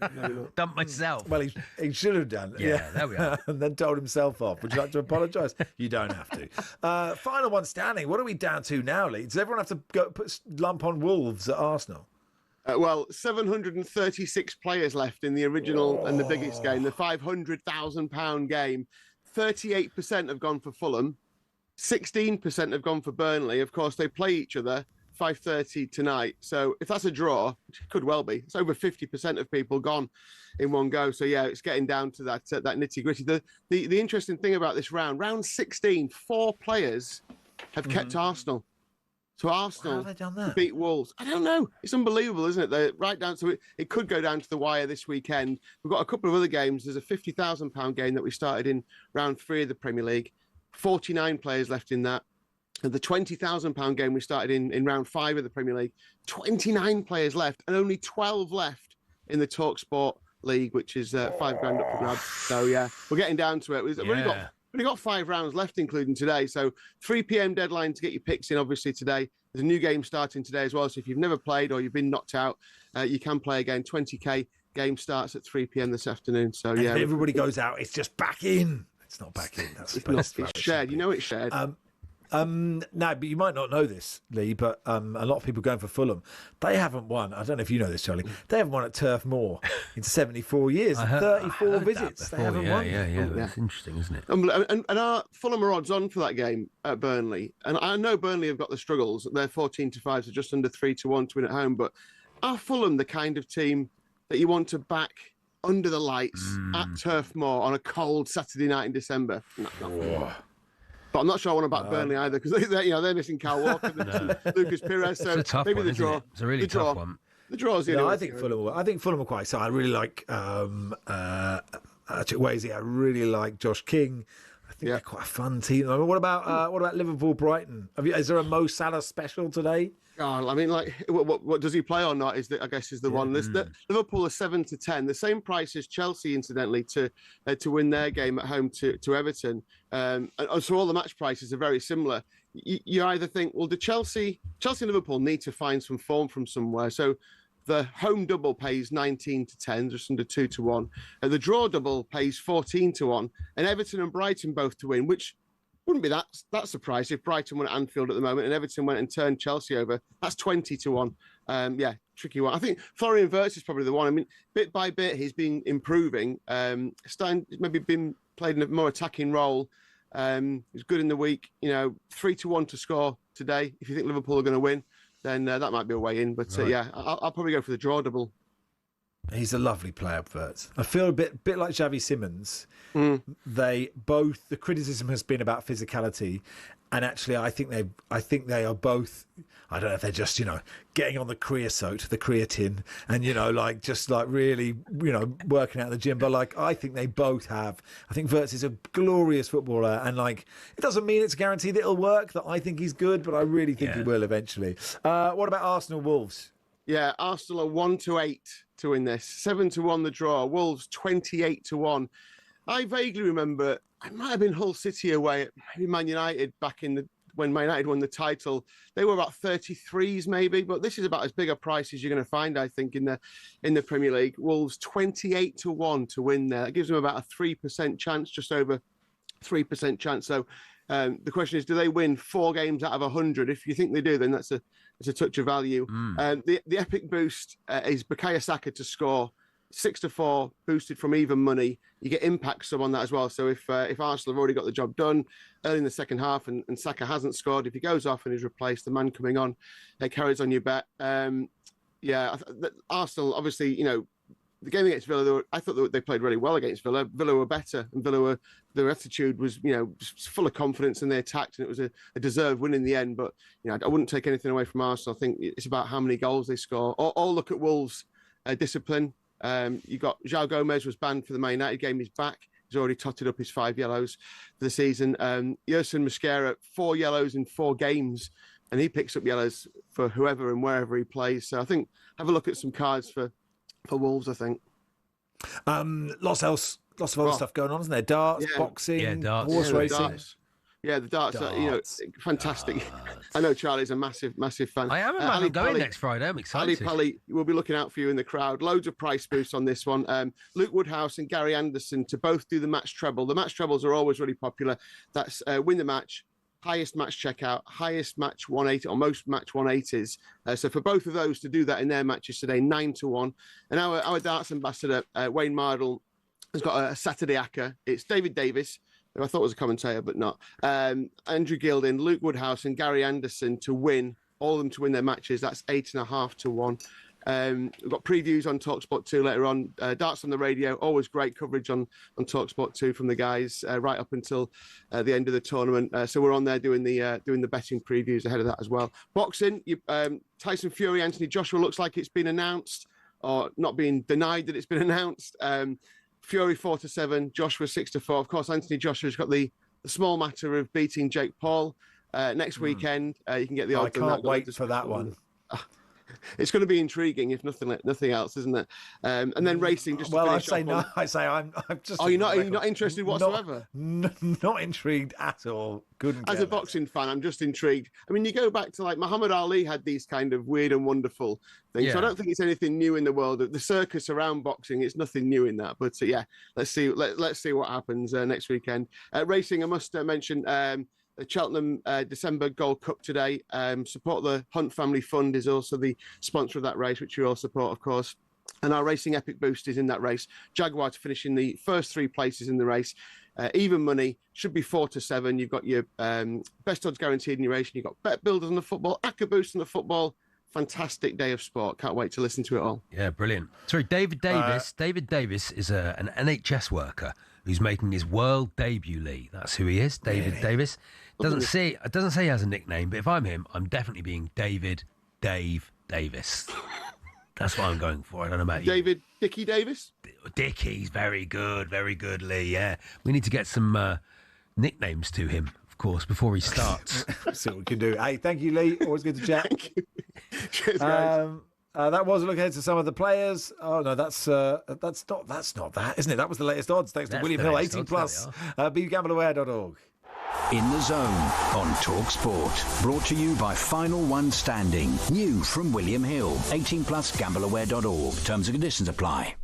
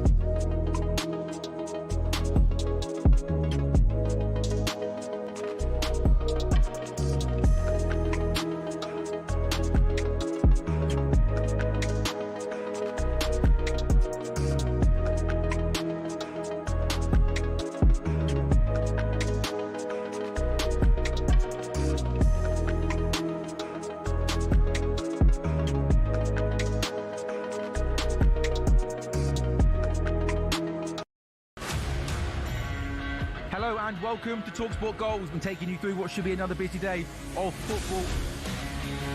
Chance to win it! We don't need to do that, guys. I'm going to owe you an apology.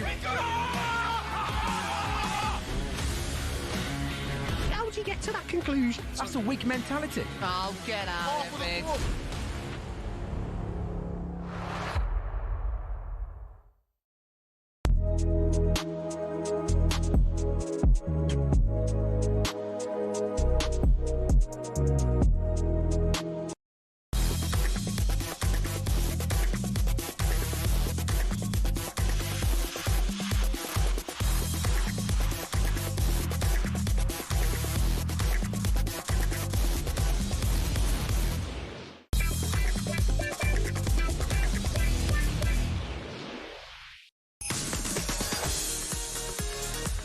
zoned out, Charlie, when you were talking about David Davis and his nickname, Yeah. darts player. But he had lots of them. George says David good. the Doctor Davis.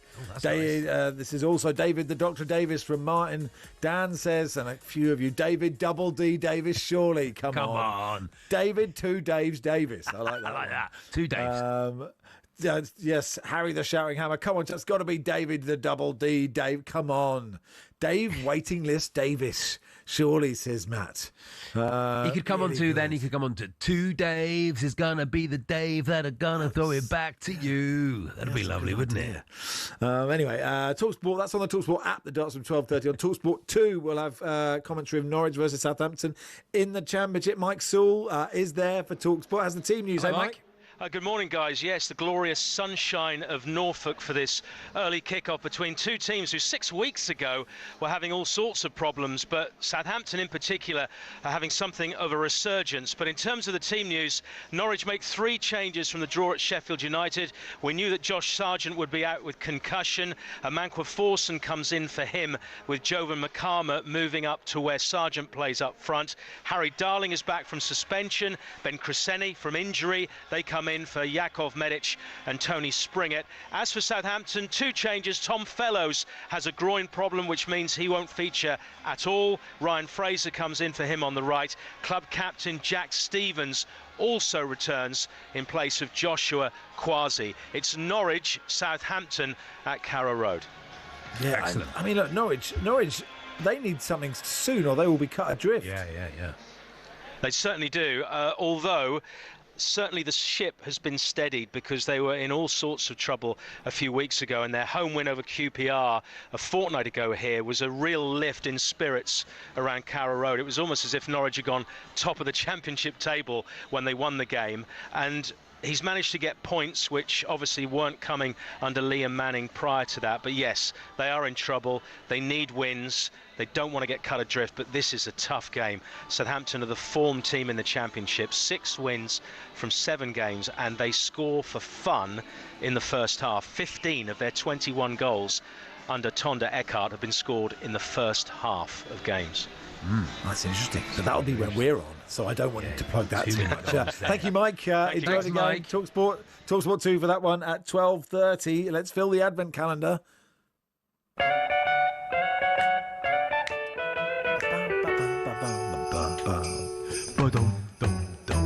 So here's what's happened. Management came to us and said, look, we need to fill the TalkSport advent calendar. Can you put out for calls? Your listeners will understand what's happening here. Yeah. We throw to the call. We open a window, and behind it is a footballer. Peter Odom-Wingy, Zinedine Zidane, Shola Amiobi, Dean Windass, Maxima Stev, Christopher Samba, Igor Biscan, Linvoy Primus, Nico Crancher, Ali Dye, and Christian Vieri. We go now to Ron, the Chelsea fan, as we open door number 12. Ron, who's behind door number 12? Can I swap mine for number 1? Oh. That's Ron, not how this game that's works, not how it Ron. works. Not how it works, Ron. Just a footballer, please, Ron.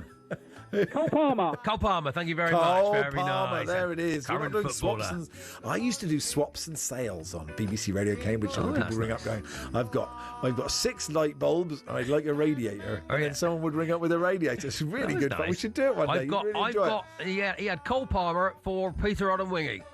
That's a good deal. You'd take it, wouldn't you? Patrick, the Villa fan, is here. Is this Jolly Hockey Sticks, Patrick? I hope it is. Patrick. Who's behind window number 13? Morning, guys. How are you doing? Hello. Yeah, very good. Yeah, good. just a How footballer. are you, Don't build Patrick? your part up, please, Patrick. Sorry about that. Sorry for milking it. I'll have Remy Moses. Remy Moses. Remy very Moses. nice. Yeah, really nice. Here we go. Remy Moses behind window number 13. Keith is a Carlisle fan. Keith, Hello, who's Keith. behind door number you doing? 14? Hello, Keith. Yeah, good. Who's behind door doing? number Good. 14, Keith? Keeping in the kitchen. Ready? Rudolph Austin. Rudolph Austin. Does he play? Who does he play for? Does he play for Carlisle? Rudolph Austin. Okay. Very nice, though. I mean, He's not telling us anymore. He's saying nothing else, Keith. He knew his job That's was to it. come on, say a name, Exactly. and get off. Yeah, absolutely right. Rudolph Austin. We have to check who he is now. Daz is a Port Vale. Get the music back on. I'm Where's not the band? going to say who Where's the first band? Rudolph that has come up on Wikipedia is. No. We'll move on. It's not very Christmassy. I mean, not Christmassy, that Rudolph. Let's go to Daz, a Port Vale fan. Who's behind door number 15?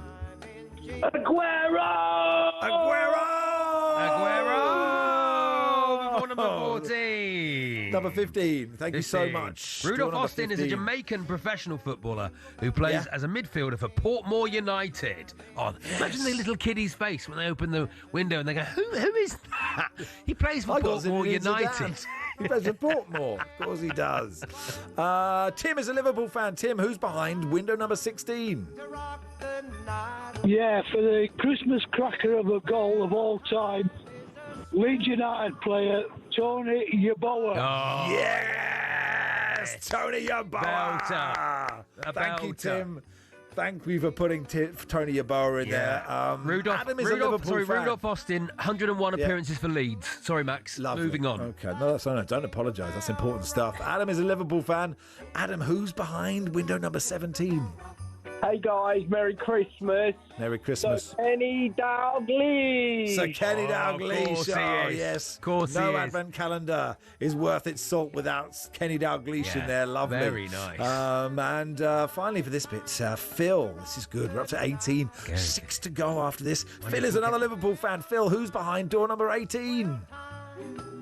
It's the Sizzler, but it's Shota Avaladze. Shota Avaladze. My source is Sizzler. telling me. Shota Avaladze. Thank you, the Sizzler. The Sizzler. There we go. Oh, this is really lovely, isn't it? I'm enjoying it. Okay. We'll get these on sale so next there we year. go. Yeah. 03717 223344. We've just got 6 to go. 6 to go. 6 to go. We'll do We've some completed other... the Yeah. Advent Sam says, calendar. since when did people from Cambridgeshire sound like they're from Bristol, Max? Out of touch since the heat pump money rolled in. Oh, I need to apologise actually to the people of Bristol. Earlier and the on, people of I've North, had a couple and of to Lars, complaints. of course. Yeah, I had a couple of complaints. Do you know what? I should have picked you up on this. Yeah, I I was like, said oh, I dear, said Charlie. Bristol earlier on. You just said and Bristol, of course I yeah. should say either Bristol Rovers, who are of course Yeah. the best team in Bristol, mean, or the other lot, Bristol. Almost. I can't almost even. a sack. I don't like Bristol Bristol City, Bristol Rose. Just don't It's- like you them. Can't. It's almost a sackable offence. Yeah, That's what I was it's like saying Notts Forest, which is of course their true name. Yeah. You'd like to join. You'd like to join the advent calendar. Bring it. 03717 223344. It is Max Rushden and Charlie Baker with you on the warm up. We're here until when are we here? Till 1. Adrian Durham taking over around the grounds. Premier League, EFL, and beyond in game day from 1 o'clock at 5:30. Adeola Depot, Jason Cundy had the phone in at 7:30. We've got commentary of Arsenal, Wolves, Reshmin, your host for that, and then Friday Night Fight Live with Adam Cattrall and David Bentley at midday. What are we going to do after the news? We're going to look at Arsenal Wolves from a Wolves perspective. They have 2 points, not enough points. Can they get any more tonight? Probably not, but we'll chat about it in a second.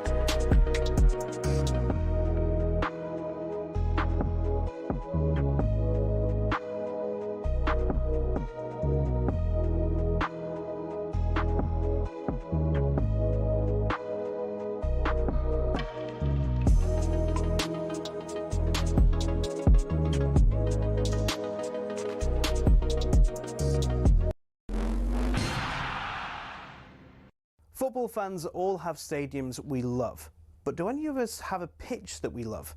It might sound like an odd question, but pitches can be different sizes with big consequences. Why is that? And what are the actual rules? Back when association football started, pitches could be up to 100 metres wide and 200 metres long.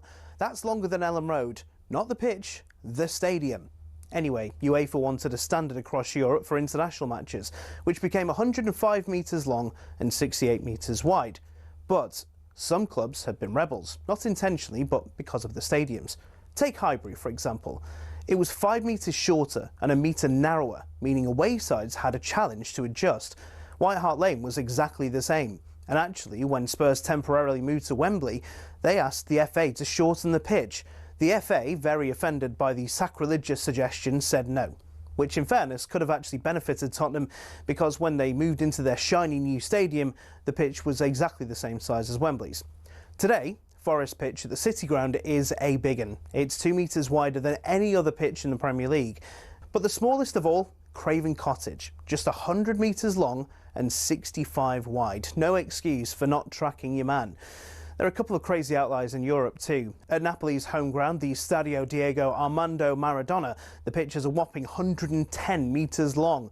At least they don't play on a slope like Newcastle do. There's a 2-metre incline on the pitch at St James's Park. And don't get me started on the old pitch at Yeovil too. It used to be a slant of 2 metres corner to corner and across the halfway line. So UEFA have their standards. So do the FA, but they do give pitches in England some wiggle room. Pitches can be anywhere between 90 and 120 metres long and between 45 and 90 metres wide. I mean, the rules state you can't have a square pitch, but in theory you could have one that's 91 metres long and 90 wide. Imagine rocking up to play a Sunday League game and the pitch is basically a square.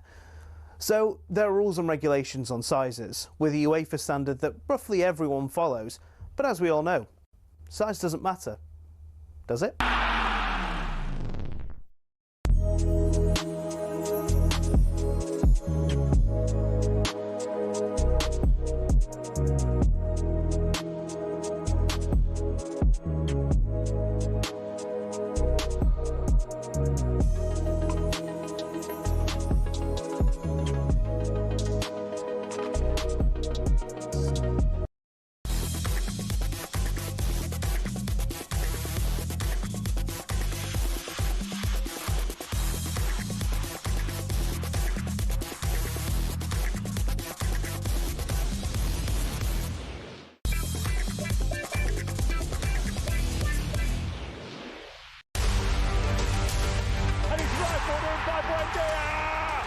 Have just given the rest of the Premier League an early gift, a proper title race. It's okay to lose to a good side. It's just an encouragement, as you said, it's part of that journey. You expect to be here with 10 points clear and on holidays in December in the Premier League at this level. I think you have a problem. Into the top corner, and Gabriel Martinelli is an Arsenal record breaker. Wolves rooted to the bottom, and there appears to be no way out. Obviously, it'll probably be as tough a challenge as there is in maybe even in world football at the moment. Can't give this Wolves team any sort of hope whatsoever. Played 15, won none, drawn 2, lost 13. It will be. Yeah, Arsenal Wolves on TalkSport tonight. Top v bottom. 8 o'clock kickoff. Resmin, your host for that one. Sam Adderface and Stuart Pearce, your commentary team. Let's do a bit of Wolves. Ryan Lester is from the Wolves Report podcast. He joins us now. Thanks, Ryan. Thanks for coming on. Good afternoon, gents. How are we? Yeah, not too bad. 2 points doesn't seem enough, Ryan, at this stage. No, sorry, Ryan. I'm not laughing at you. I'm laughing at the question. Well, it's a stinker to start with, thank you. 2 points wouldn't be enough from the first 3 weeks of the season, never mind 2 points at Christmas. My Christmas tree up's up and I haven't seen a win this season, but the discontent across the club, the disconnect between the fan base and the owner, it's never been as bad in my lifetime. There's some serious changes need to happen, and if the main change doesn't happen, which is the chairman being replaced by someone more competent and the team around him, Wolves are going to continue dropping. And you look at the clubs in the Championship who've been in the Premier League, and it's a real concern. Yeah, so I heard the chant last week, which was, I think, you've sold the club. No, you've sold the players. Now sell the club, which felt like a lot to ask, but Is that the position you're in, trying to get them to sell the club? I think so. There was an excellent interview, local radio interview with BBC WM in the week with Jeff Shee, and he pretty much said the club isn't for sale. This isn't happening. We're here for the long haul. Well, if that's the case and you aren't selling, the fans need to get rid of the chairman. There needs to be a change in strategy. I mean, to come out with things in the week, he talked about Wolves weren't recognised as a Premier League club until Fosun took over. Well, let's forget about the 3 league titles, the 4 FA Cups, the 2 League Cups, and the previous 2 times we're in the Premier League. It's just the arrogance of the man. It's just winding up the fan base, and it's no surprise there's group protests going on with the stay out last week against Man United, and those things will hopefully continue until we get a change. Yeah, and is there? So it's interesting that because quite often these owners who aren't popular don't talk to anybody. So it's interesting that he didn't interview. Is there anything that he could do? Because clearly, is the problem beyond just recruitment? Because from the outside you see, look, if you keep selling your best players, and of course lots of Premier League sides sell players to bigger clubs and then replace them. But obviously if you sell, who's left in the last few years? So many brilliant players, but Cunha goes and Nori goes, and you go, okay, well, what are we going to do? Like, is there anything he could do? Is it just put his money in his pocket and buy players, or is it beyond that? Is there beyond that sort of problems just in terms of going to the game and all those kind of things that we wouldn't necessarily know about? I mean, first of all, we've talked about the need for more communication from the club. So, you know what? Credit to him for coming out and doing that. I'm not going to criticise him, but looking outwards now, I don't know if anyone's seen the reactions on social media. It looks like an absolute PR disaster. It's. You can't criticise him for coming on there, but I can criticise him for someone that comes across like an arrogant daydreamer that doesn't seem to understand football, understand our football club. And let's face it now, after 10 years, he's not going to. So what could he, to go back to your question, what could he change? He needs to change the philosophy. I'm not sure this is someone that listens to ideas and those around him. The turnover in the director of footballs, the turnover in managers, the turnover in senior staff. I'm not a sort of an in-house football expert, but that doesn't seem normal to me. The turnover, we talk about plans and reshuffles and shapes. You need consistency. And I've been on here before and talked about Brighton, I've talked about Brentford, I've talked about Bournemouth, talked about Crystal Palace.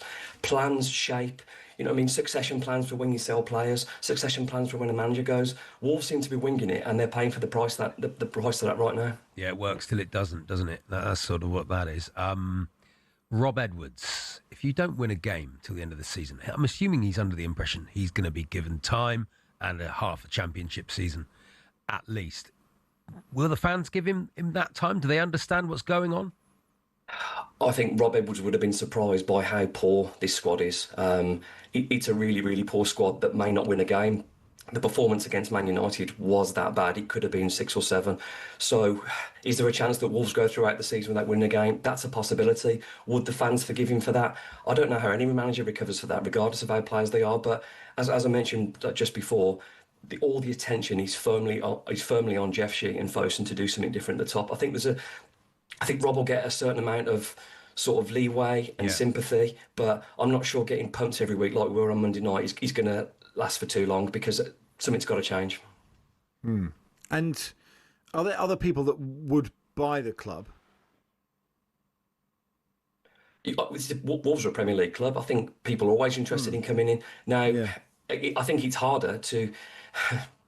Good owners, we've seen bad owners. I feel like we've got bad owners now. Granted, there's been a couple of good years, but the club could potentially be saddling a £90 million debt into the Championship with a load of players on Premier League money who aren't Premier League footballers. He talked about in that interview about how the club's in a better position than when they first took over. I beg to differ. The stadium looks a bit weathered. The training ground doesn't seem as good. The team's certainly not as good. So I'm concerned. But again, back to your question, would someone buy Wolves? I think if they were prepared to sell, then absolutely. Football teams seem to be quite fashionable now, particularly with American owners. There's some good ones, there's some bad ones. But unfortunately, from what was said and what's been said in the long term, I don't think Fosun are going anywhere anytime soon. And do you think are the fan base united on this? And if they are, because I've seen lots of fan bases do protests, and quite often it's we're going to march from the pub we normally go to before a game to the game. And you're like, that's not really, that isn't really a protest. You're just going to the pub, So not going in for a certain minute is good, but clearly the only way really is to stop going, isn't it? And to stop paying the money. Okay, if season tickets have been paid for, and that's such a big ask for football fans. Yeah, I'm part of one of the fan groups that sort of got on board with the 15-minute walkout, and the fact we're talking about it now tells me it's a success. It's on national media. It was covered on Sky. It was on the worldwide feeds. People are talking about highlighting how bad a Wolverhampton Wanderers has been operated. So yes, for me that's the first step, but I think things need to go further. I think there'll be other games that should potentially be boycotted, and I'm all for it. We need to keep the message going. Yes, it's the usual march, but this was very much different. This was a social media message put out by my friend Kieran with a couple of days' notice, and the impact it had for me was absolutely fantastic. It really highlights how disgruntled the fans and upset they are about what's happening to their football club. But you have no power. You have no control, right? That's the lot of a football fan. And and I've been, I don't like nation state ownership, but it's not the fans' fault, and I can understand why. This is the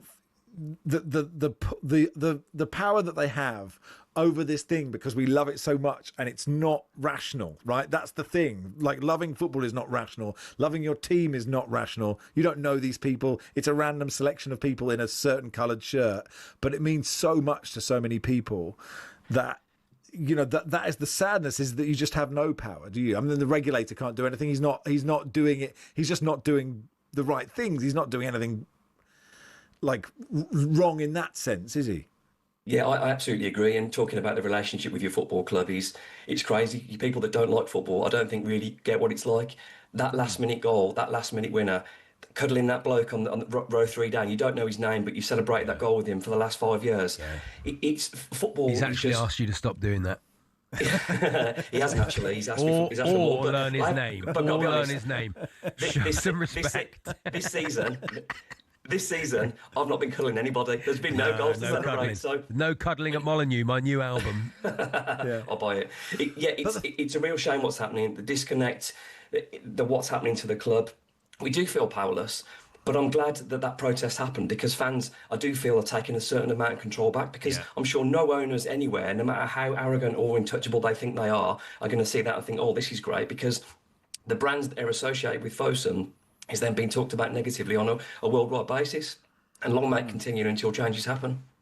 But there is always hope. I mean, Arsenal away, I don't know how much hope there is, but that's the thing about this game. You never know, do you? This is football, and there have been many great games, and this is why we go. A couple of years ago, we were 2-0 down at Villa with 10 minutes to go and won 3-2. One of the greatest days ever, and Wolves were absolutely terrible. But Wolves being 2-0 down and turning it round, I mean, it's even greater odds than Wolves will get anything from that game tonight. Against Man United on Monday, and I don't mean to be disrespectful, but it was a really naive performance. We played with 2 holding midfielders and 3 centre-backs, but sort of managed to play a high line and got played in behind multiple times. If Wolves do that at Arsenal tonight, it could be 9 or 10, but I'm hoping that they go there and stink the place out and try and get a horrible 0-0. That's how bad it is. That's all we can hope for. Wow. A horrible 0-0 or a 10-0. Wow. Don't be like that. I've got one more question. Yes, Great hair. What product are you using? Right. This is all my wife's conditioner, actually. We had a Christmas party last night. I washed it and I had no hair products, so I just put my wife's conditioner and off we went. How about that then? That's great. Looks really Thank you very much. Really That's good. the highlight of the day. Good stuff, Ryan. Thanks for coming on. Cheers, Hope guys. it gets Have a great better. Christmas. Good stuff. Ryan Lester there from the Wolves Report podcast. It's when you're down. It's depressing when you know you're down and it's going to be bad for a few, sure. But like you can go down, but we can go down in different ways, right? And you can have hope, or you can feel like people are sort of pushing in the same direction. And when there is that disconnect, and he knows the club much better than I do, and I haven't spoken to the Wolves owner, but if you keep selling your best players, and it is at some point, that's the thing when he talks about those clubs that are well run, the knack of sell. If you look at Brighton or whatever, and selling Palace, selling Basuma before that, whatever, and then getting Caicedo and then selling him, and then Balaba's there, and you think, God, this is incredible. But it does run out, doesn't it? As what he's saying. It can do. Southampton. You look at Southampton, and you go it stops, doesn't it? That conveyor There's no belt guarantee. There's no guarantee, of course, that every time your recruitment will work, but you can put yourself in a much better position than Wolves have, and that is for sure. Anyway, it would be great if they got something today from Arsenal. Well, let's keep filling the advent calendar. Oh yes, please. Yeah, how many to go? 6 to go. 6 to go. Here we go.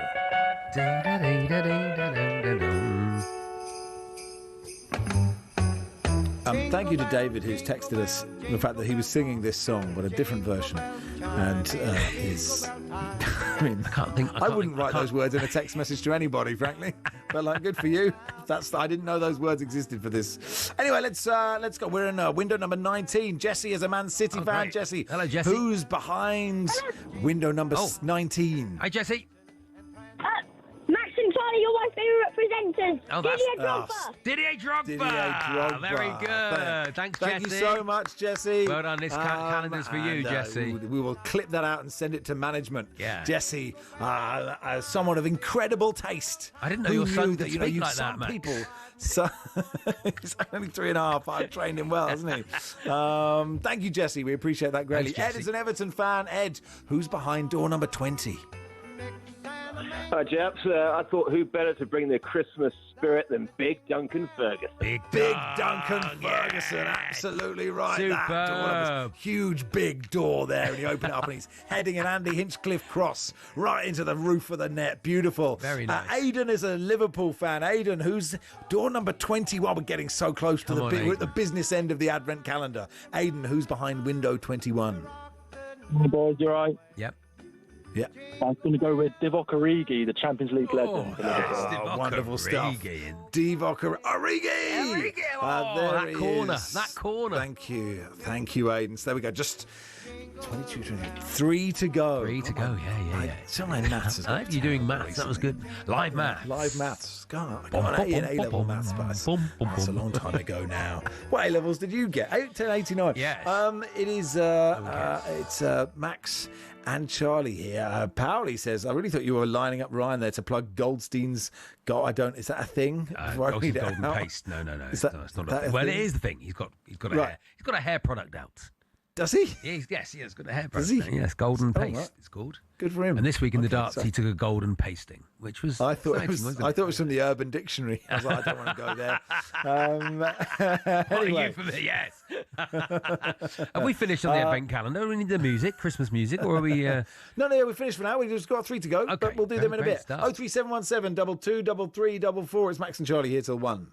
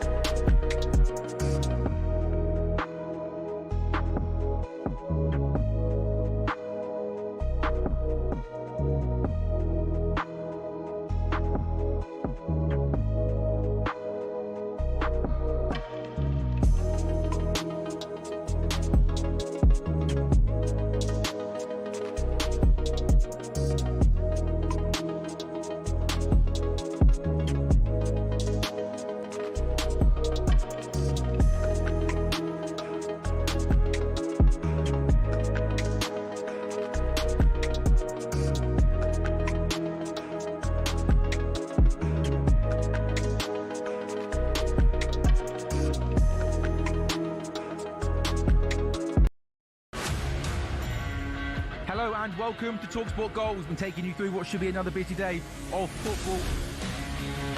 Chance to win it!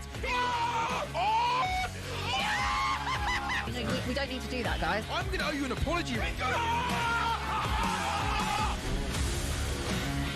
How would you get to that conclusion? That's a weak mentality. Oh, get out of it.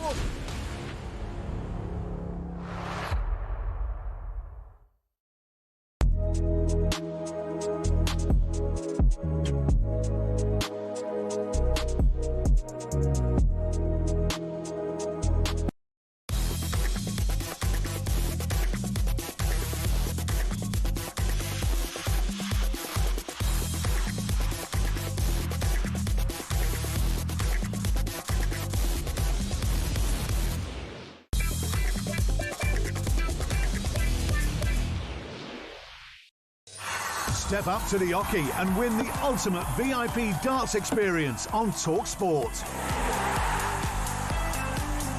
The PDC World Darts Championship is underway. Darts and TalkSport and Pitch Experiences could be sending you there on the 23rd of December in 10 days' time. Less than a week left to enter the competition. You and three mates could be living it large. With platinum seats, fine dining, a complimentary bar, exclusive access to the 501 Lounge with Russ the Voice Bray, and then straight to your Prime Arena table for the best view in the house. Get ready for an unforgettable Ali Pally Christmas. And here is Charlie with information of how to enter. For your chance to win, text DARTS, D-A-R-T-S, to 83338. Text costs £2 plus your standard network rate, or call 0343 421 7508. Lines close at 4 p.m. this Thursday. That's when you'll need to answer your phone if it rings. 18 plus, UK residents only. So for your chance to win, text DARTS to 83338 now. A network promotion. Full T's and C's at talksport.com. All right, let's do a bit of Ashes if we have to. Third test. We're still in it. The series is still alive. Can be 3-2. Can be 3-2. It starts Tuesday night UK time, Wednesday in Australia. The third test in Adelaide. Let's talk to a friend of the show. Play more than 70 tests for England. Mark Butcher. Hey, Butch. Hey, Butch. Gentlemen, how are we? Yeah, very Loving good. the optimism. Yeah. That's very good. Very good. Do you know what? We chatted on Sunday, and I was still. Did the test end on Sunday? I forget. But anyway, we're still sort of reveling in that sort of the iron will of Ben Stokes. And then afterwards he came out and he was very self-reflective and he talks about weak men and all this. And I've been listening to a few people talk about this. I don't know if you know the Grade Cricketer Boys. We love them on this show. But Sam Perry was saying, hang on, Ben Stokes has told his entire team for 4 years to, hit balls on the up outside off stump and attack. And then they've all done that. He's gone in and defended and been stout and defended for like 2 hours when the game's done. And then come out and said, this is not a place for weak men. And maybe his teammates are thinking, well, hang on a second. You told me for 4 years to attack like this. What's going on? Oh, yeah. Well, look, it reminded me of, it was quite a few years ago now when this regime first took over, when Bazball sort of first came into being. And I interviewed Ben at the end of the South Africa series. It was the test match during which the Queen passed away. England ended up winning the series 2-1. I think the game was over very, very quickly, despite losing a whole day because of the Queen's passing. Mm-hmm. And at the end of it, I asked Ben Stokes, sort of point blank in the presentation. I said, "Okay, great stuff, great series win, whatever." I said, but I'm asking about you specifically. Are you selling yourself short as a batsman, running down the wicket and slogging it up in the air second ball? And if looks could kill, I would be very, very dead right now on asking the question. And the whole crowd booed because everybody was sort of enthralled to the idea of the sort of the attacking nature of the way that England were playing. And so you're right. He has and they have done nothing but talk about sort of, if you get into a corner, go harder. We don't really want to be doing any defending. We don't draw games, et cetera, et cetera. And yes, so that mantra is very much embedded in the team that is playing, or the 11 that is picked or whatever. And so they found it quite difficult to sort of reverse ferret and do something very different from that. So I did have that when I listened to that interview. I had that sort of feeling in the back of my mind as well. But the thing is, he's right. Whether or not it's slightly hypocritical given what's gone before, he's still right. playing in Australia is very, very tough, and you have to show sort of a lot of mental strength and in-game awareness and toughness in order to get the better of them over there. And many England teams, particularly the ones that I played in over the years, didn't have enough talent and didn't have that sort of iron will to be able to get over the line. So, what he's saying is, I know what I've said, I know what we've done before, but if we're going to get back into this, it's going to require a little bit of extra something that perhaps we haven't asked you to do very much of over the last 3 and a bit years. So I mean, it's impossible to predict this, but what is your gut say about how England, from a batting perspective, will approach this? Will they double down, or will we come in and see dogged, get in, occupy the crease, stay there for time, really, look after your wicket like it's your prized possession of your life? What do you think they'll do? Well, I hope neither, actually. What I hope they will do is be much more alive to areas and points of danger during the course of their innings, which is, obviously when you first go in, when the ball is new, when Mitchell Stark's bowling, that's probably a time to be watchful. They all have immense amount of talent and skill to be able to counter-attack and to be able to take the game to the opposition. But you have to realise when that's a good time, when that's a good idea, and when that's not such a good idea. And so far, with the exception of Joe Root at Brisbane in that first innings, they haven't really done it. And that's kind of what's cost them. We've lost wickets in big clusters. Batters, before they've sort of got themselves in, have gone for these huge shots, and it's cost them on 4 occasions, in all the innings they've played so far. So it's a mixture of both. I don't think they should throw away their attacking instincts, because they're bloody good at it. Yeah. But what they need to do is kind of just temper that a little bit and give themselves the best possible chance they can of making that skill count. There's been a lot of chat about preparation, isn't there, and lack of. Whereas I think that excuse goes now. That reason goes now, because they've had 2 tests and a practice test. So there's 3 tests. There's your preparation. So actually going into the final 3 games, then I genuinely think they've got a chance. Also, baseball has been great fun. It's been really entertaining. It has been a lot of fun. I mean, and so those of us who kind of work in the game and have covered it from the very beginning up until this point have enjoyed it thoroughly when it's been brilliant. But some of us have always had that sort of thought in the back of our minds that, and it's played out over the bigger series that they've played in. So the Ashes at home in 23, India just gone last summer, and now obviously in this series, whereby that when you're playing against opposition who are of equal skill or maybe even slightly better than you or whatever, then that approach is unlikely to pay the dividends that you want it to. The game sort of sways back and forth between attack and defence and sitting in and all these other things. And so to have one method of going about things against teams who are your equal, it tends to make you easy to play against, because they know what you're going to do before you even start, and they will be patient and wait for you to make mistakes and then jump all over that. Finally, obviously Australia bring in Pat Cummins and Nathan Lyon, so they're slightly weakened. What if any changes to England, mate? Well, I mean, the guy whose neck always seems to be on the block when it comes to the batting order is Ollie Popes, and part of that is perhaps because batting at number 3, you kind of, what you want at that position is somebody who kind of goes in and puts the fires out, calms things down, and gives the rest of the batting order sort of like that feeling that you've got this under control, and that they'll see off the new ball, and et cetera, et cetera. Yeah. And Ollie, unfortunately, for much of his career, kind of doesn't give off any of that sort of air of sort of certainty and permanence at the crease. And so despite the fact that his numbers have been pretty good since he's moved up to number 3, it's nearly always him that is kind of like is under the microscope for losing his place. And of course, England have only got really one option to come in from the outside of the teams that have played so far, and that's Jacob Bethel, who, wildly talented, still hasn't made a first-class 100 in his career, so it's a huge assignment for him. But that's kind of like that might happen.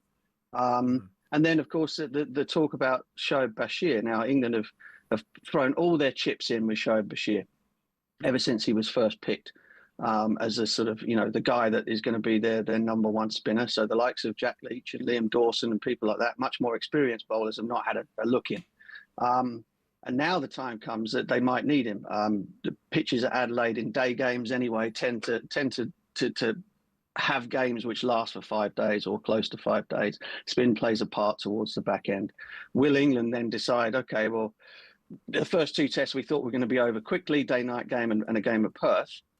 Will we now need to play a slightly longer game when it comes to the bowling and have a sort of a number one or a specialist spinner in the side? So whether Jack stays in the team and Bashir comes in for him. The problem they've got is they batted so badly, they might want the extra insurance that Jax gives them batting down there at number 8. So that's a bit of a conundrum.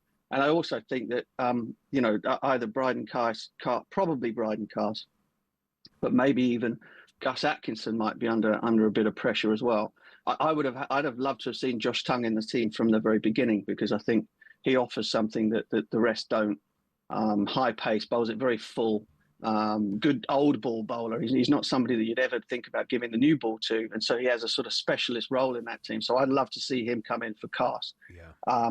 And then it's a question of whether or not they think that Atkinson, now after having 2 matches in the series under his belt, is going to perform at a level that they expect him to keep the new ball with Jofra Archer. If not, then Matthew Potts is the only other option. So I think the big conversation is going to be: is it going to be Jax or Bashir? Is it going to be Pope or is it going to be Bethel? And I think Tongue will come in for one of the quicks in this Test match. Good stuff, Butch. Thanks, we live in Butch. hope. Thanks, pal. Mark Butcher there from England's He batsman. did say goodbye. I think he'd been faded out. I don't think he. That's okay. That's okay. He's a polite guy. He would have done. Okay. And a very good singer as well. Yeah. And one of his albums. good guitarist. TalkSport Cricket YouTube channel as well for all the previews ahead of that. I believe. Anyway, we'll do some Liverpool in just a second. James Pearce, Athletics Liverpool correspondent, joins us.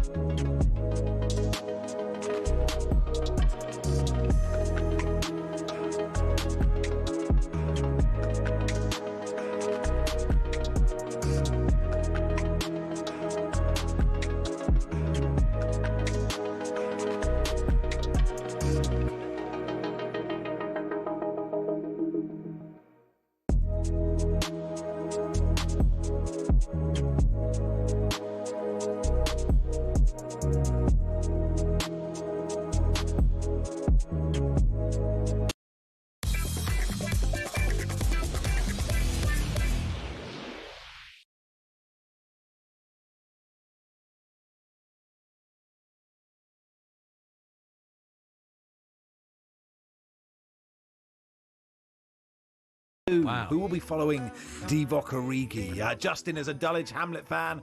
Hey, Justin. Hello, Justin. Who's behind door number 22? The greatest player never to win a Ballon d'Or. He's a good-looking chap. You know where I'm going with this? Dennis Irwin. Dennis Irwin. Lovely What a stuff. player. Tim is a Bradford fan. Tim, who's Hello, behind window 23?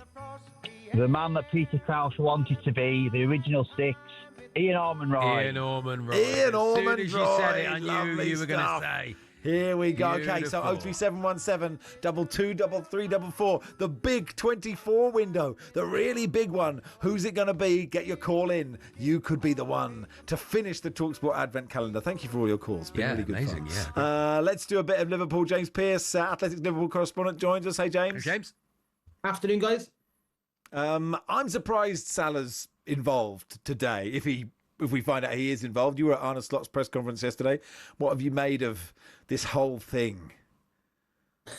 Yeah, it's just been an extraordinary week. I think certainly didn't expect Mohamed Salah to stop and talk when we were at Ellen Road last weekend. I thought that, I kind of knew that he was bound to be frustrated with the way things have been going for him, but I stupidly thought he might bite his lip and go off to AFCON and keep his head down, and then it would be something to address behind closed doors while he was over in Morocco. But yeah, just almost an unprecedented outburst from him.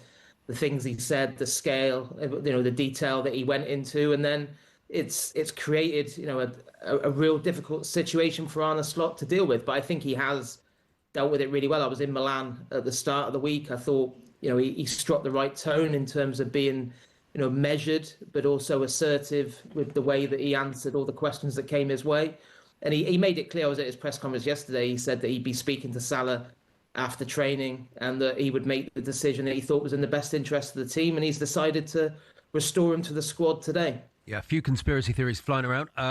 One is that he's picked him because it's easier to sell him if he's actually playing in part of the squad, and he's worth more money if he's part of the squad. And the other one is that to have him there actually quietens the noise down a bit, rather than, I would have thought it made it louder, but people are saying the opposite of that. What do you think, James? Yeah, well, I think there's a bit of pragmatism as well in terms of, he said yesterday that Isak picked up a knock in midweek. Cody Gakpo's out for a few weeks with a muscle injury. So, Liverpool need Mohamed Salah.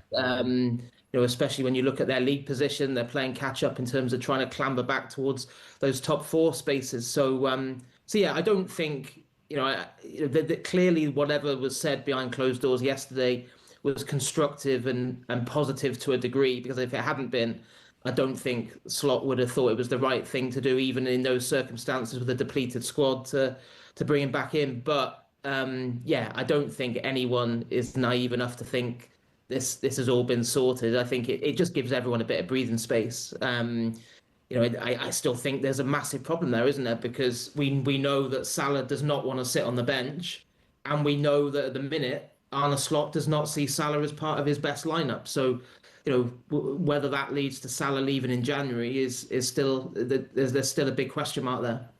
And sort of whatever happens, it's a big story. If he starts, it's huge. If he starts on the bench and comes on, there's obviously the reaction.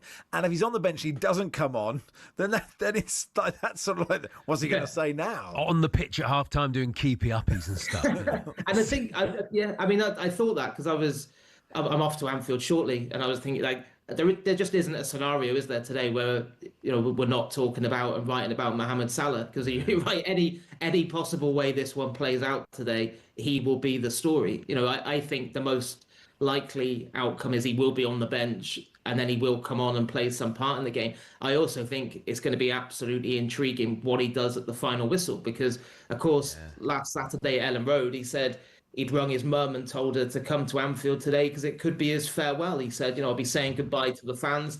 He essentially left the door open to leaving in January. So the scenes after the final whistle, is this just going to be Salah saying, right, I'll see you all in 4 or 5 weeks after the AFCON? Or is it actually him waving goodbye for good? If it is, it's going to be a pretty sad end to one of the most remarkable Liverpool careers ever. It's like she's picking him up from uni, isn't it? You know, with all his stuff. All his He's gonna stuff have in all the his boot, in the stuff. boot of his car. Exactly. In the boot of her the car. traffic She's cone. driving A home. traffic cone and a road sign. A bunch of empty bottles of Jack Daniels. What do you think, James? What do you think the reaction will be from the fans? 'Cause obviously, there was a real mixed reaction, and Trent got booed, didn't he? And I just wonder, and the fans sang Slot's name in Milan in the week. What do you think the reaction will be to Salah when he comes on? Yeah, I think it'll be positive for him today. I think I thought it was really interesting in midweek. I was in San Siro that Salah's name wasn't chanted during the game. Slot's name was. It was even louder, of course, after the final whistle, having overseen that morale boosting victory. Yeah. But I think Salah will get a great reception today. I think mainly because I don't think because Slot has obviously made that decision to bring him back in. I think you can chant Salah's name without it looking like you're taking sides in what's gone on, because he's there today because Slot wants him to be there. And Mohamed, regardless of where you stand on it, Mohamed Salah is absolutely adored by all Liverpool fans. And I think what he did divided opinion. The most kind of diehard fans that I've spoken to were disappointed in him and felt that it was completely the wrong thing to pile negativity on the club at a tough time. But there are others who think that he has been made a scapegoat for the team's problems, and that he's been unfairly cast aside the last 4 games. But I think what everyone can agree on is they just want to see Mohamed Salah back in a Liverpool shirt, playing with a smile on his face and scoring goals, and hopefully that happens at Anfield this afternoon. Yeah, fascinating. It'll be really interesting to see what happens. Thanks so much for coming on, James. Cheers, guys. James Pearce there, and Thanks, of course Adrian Durham, Game Day Live after us. They will keep you posted on every single move of Mo Salah this afternoon as Liverpool play Brighton. All right, let's finish the Advent calendar, Charlie. Oh, I love that.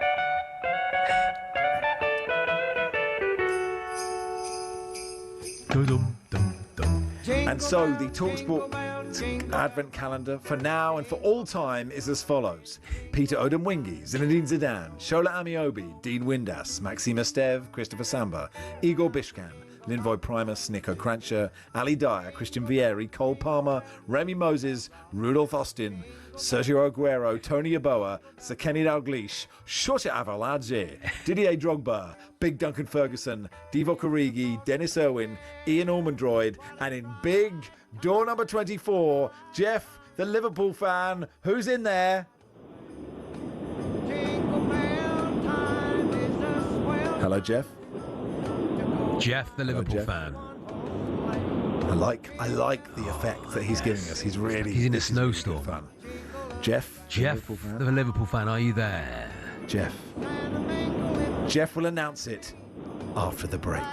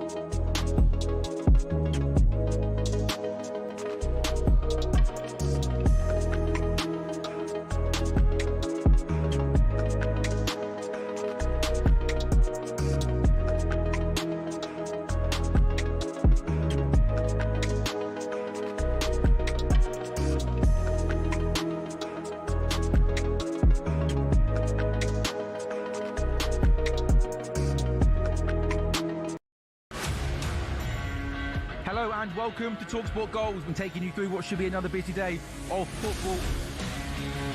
Chance to win it! We don't need to do that, guys. I'm going to owe you an apology. How would you get to that conclusion? That's a weak mentality. Oh, get out of it.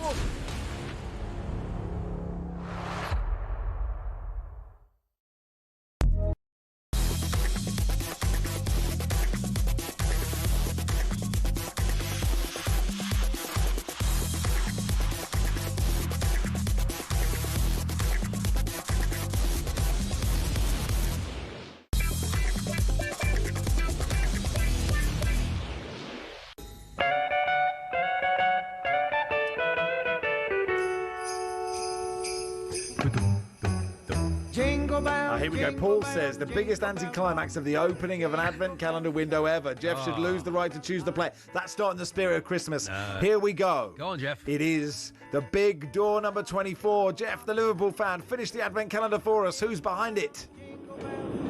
He'll be coming down the chimney tonight. It's Rocky Santa Cruz. Yeah. Rocky Santa Cruz. Rocky Santa Cruz. A perfect way to end it. Dressed as the Grinch. Lovely stuff. Oh, look at that. What a great advent calendar. Hopefully we'll put that together for Instagram and it'll do not as many numbers as a rant about Mo Salah or something. Time now for a PDC World Cup Championship Darts update. PDC World Darts Championship update on TalkSport with Village Hotels. Hit the bullseye this Christmas with a darty party at Village. Enjoy flights of festive fun with our interactive darts lanes. Available at locations across the UK. David Davis is up in action at the moment. Let's get an update from Chris Murphy.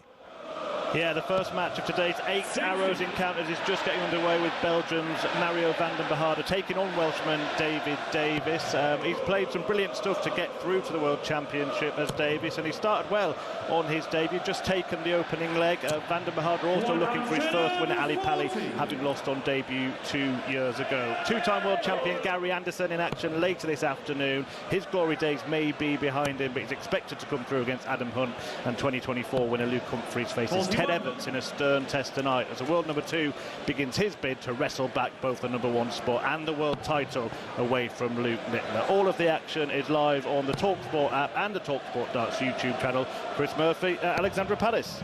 80. And let's go live to the chair next to Charlie's, for there is always time for time difference. And here's your host, Reese Locke. Good afternoon. Reese the Peace. Reese the Peace. I've had worse nicknames. Okay. Yeah, okay. We're going to be guessing some minutes of some goals that have been scored this week, and helping me as always is our scorer Jeff Peters. Oh, great. Hello, Jeff. Hello, Jeff. Very good afternoon to you, chaps. Charlie won last week, only his third time difference victory win over Max since June, incredibly. Max had won 11 in 13. It's 23-13 this year. So, Charlie, as you won last week, you get the chance to decide whether to go first or second. I'll go first, Surely please. First, please, Jeff. Reese the Locksmith Lock, Reese isn't the it? Lock. Yeah, that's nice, isn't it? Yeah. Very nice. All right. Thanks, Reese Jeff. the key. Thanks, Jeff. Reese the key lock. The key lock. The unlock. Reese the D lock. That's good, isn't it? The D. Padlock in The D's somewhere. good. The Reese D. the padlock. Yeah, The padlock. Padlock. Yeah. Why not? Okay, anyway. All right, who's going first? Charlie, you are. It's Okay, me, let's get yeah. on It's with it. me, Reese, yeah. come on. Come on. Yeah, first up, Charlie, it's from Monday night's game, which was live on TalkSport, as Wolves were beaten 4-1 by Man United. But can you tell me what minute Bruno Fernandes scored his penalty? Oh, yeah. I can. I don't remember that. I can. The penalty. Can you? Well, what was it? The 34th minute. Max? He scored. They equalised. Were they 2-1 up at half-time? Okay, 35th minute, can't remember.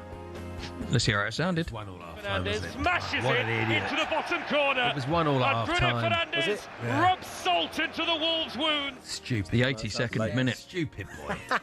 Stupid boy. I just couldn't remember. I couldn't remember at all. What? Well, we're off to a fantastic start after one guess. It's Max 47, Charlie 48. And please, Max went near dear. me. That was good. Yeah, I'm sorry, everybody. Okay, I'm embarrassed. game starts now. I'm Game starts.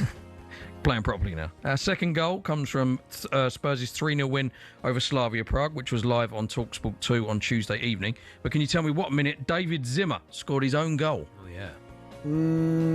26. Charlie? David Zimmer. I bet Andy Jacobs has got his eye on David Zimmer for the birthday spread. Yeah, absolutely. Yeah. What did you say, Max? 26. Yeah. 28. Let's hear how it sounded. Porro whips it into the near post, flicked on by Romero, and in it's an own goal. It's gone in off David Zimmer.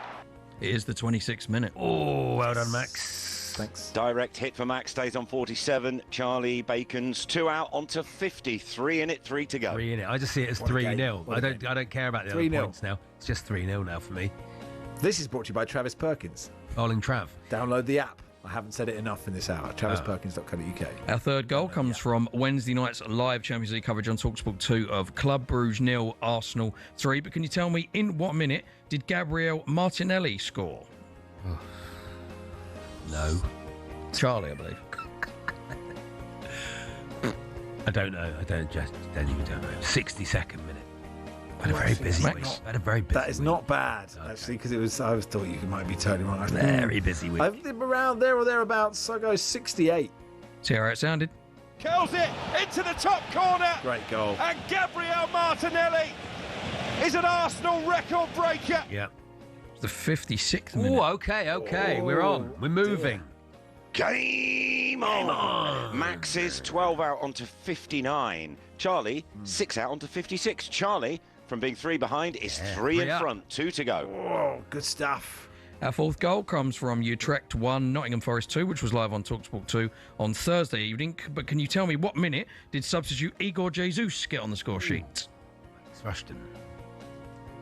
Is it me? It's you. Yeah. Oh, 87. Charlie? 84. Let's see how it sounded. It's in from Jesus. The substitute inside 90 seconds makes his mark for Forest. It's the 88th minute. Oh, wow. So Max is 1 out. Charlie is 4 out. It's 60 all. It's 60 plays 60. 60 plays 60. So it's a straight shootout. Charlie, because you won last week. Yeah. Can I'll choose. go first. Straight shootout. Let's go. Andy Jacobs has been in touch. He says, just heard you mention me in connection to David Zimmer. I remember him on You've Been Framed, he says. There we go. Very good. That's why he gets the big bucks. Class is permanent. It really is. What a brilliant. Okay, we go. You want to go first, Charlie, or I do? I don't mind. Say it at the same time. Write them down. Write them down. Let's change the down. format. Why not? Here we go. Write them down. Fair enough. The fifth and final goal comes from last night's 2-0 win for West Brom over Sheffield United in the Championship, which was live on TalkSport 2. But can you tell me what minute Arne Hegebo scored for the Baggies? Wish I'd look this up like I normally do on the way in. I do some research sometimes. Postman. I trust you both to tell me when you've written it down. Apparently we don't have loads of time, so let's get on with it. Right. Let's hear how it sounded then. Written it down. Hold on a minute. I haven't said it. Hold on. Yep. Okay. Okay. Yep. You've written it down, yeah? Yep. I'll show you. Let's hear how it sounded down. Low ball in Hegeder! That's yours, 1-0 Charlie. to West Brom! What a brilliant goal! 54 I've written, 54. Max has written 56. It's unbelievable. It's the 50th minute. Oh, Baker! Oh, no! The champ! Back-to-back wins for Charlie Baker. Well done, Charlie. Congratulations. Thanks, Max. Well done. Thanks, Jeff. Thanks, Reece. Thanks, Reece. Charlie. Thanks, Jeff. Travis Perkins. Adrian Durham is next.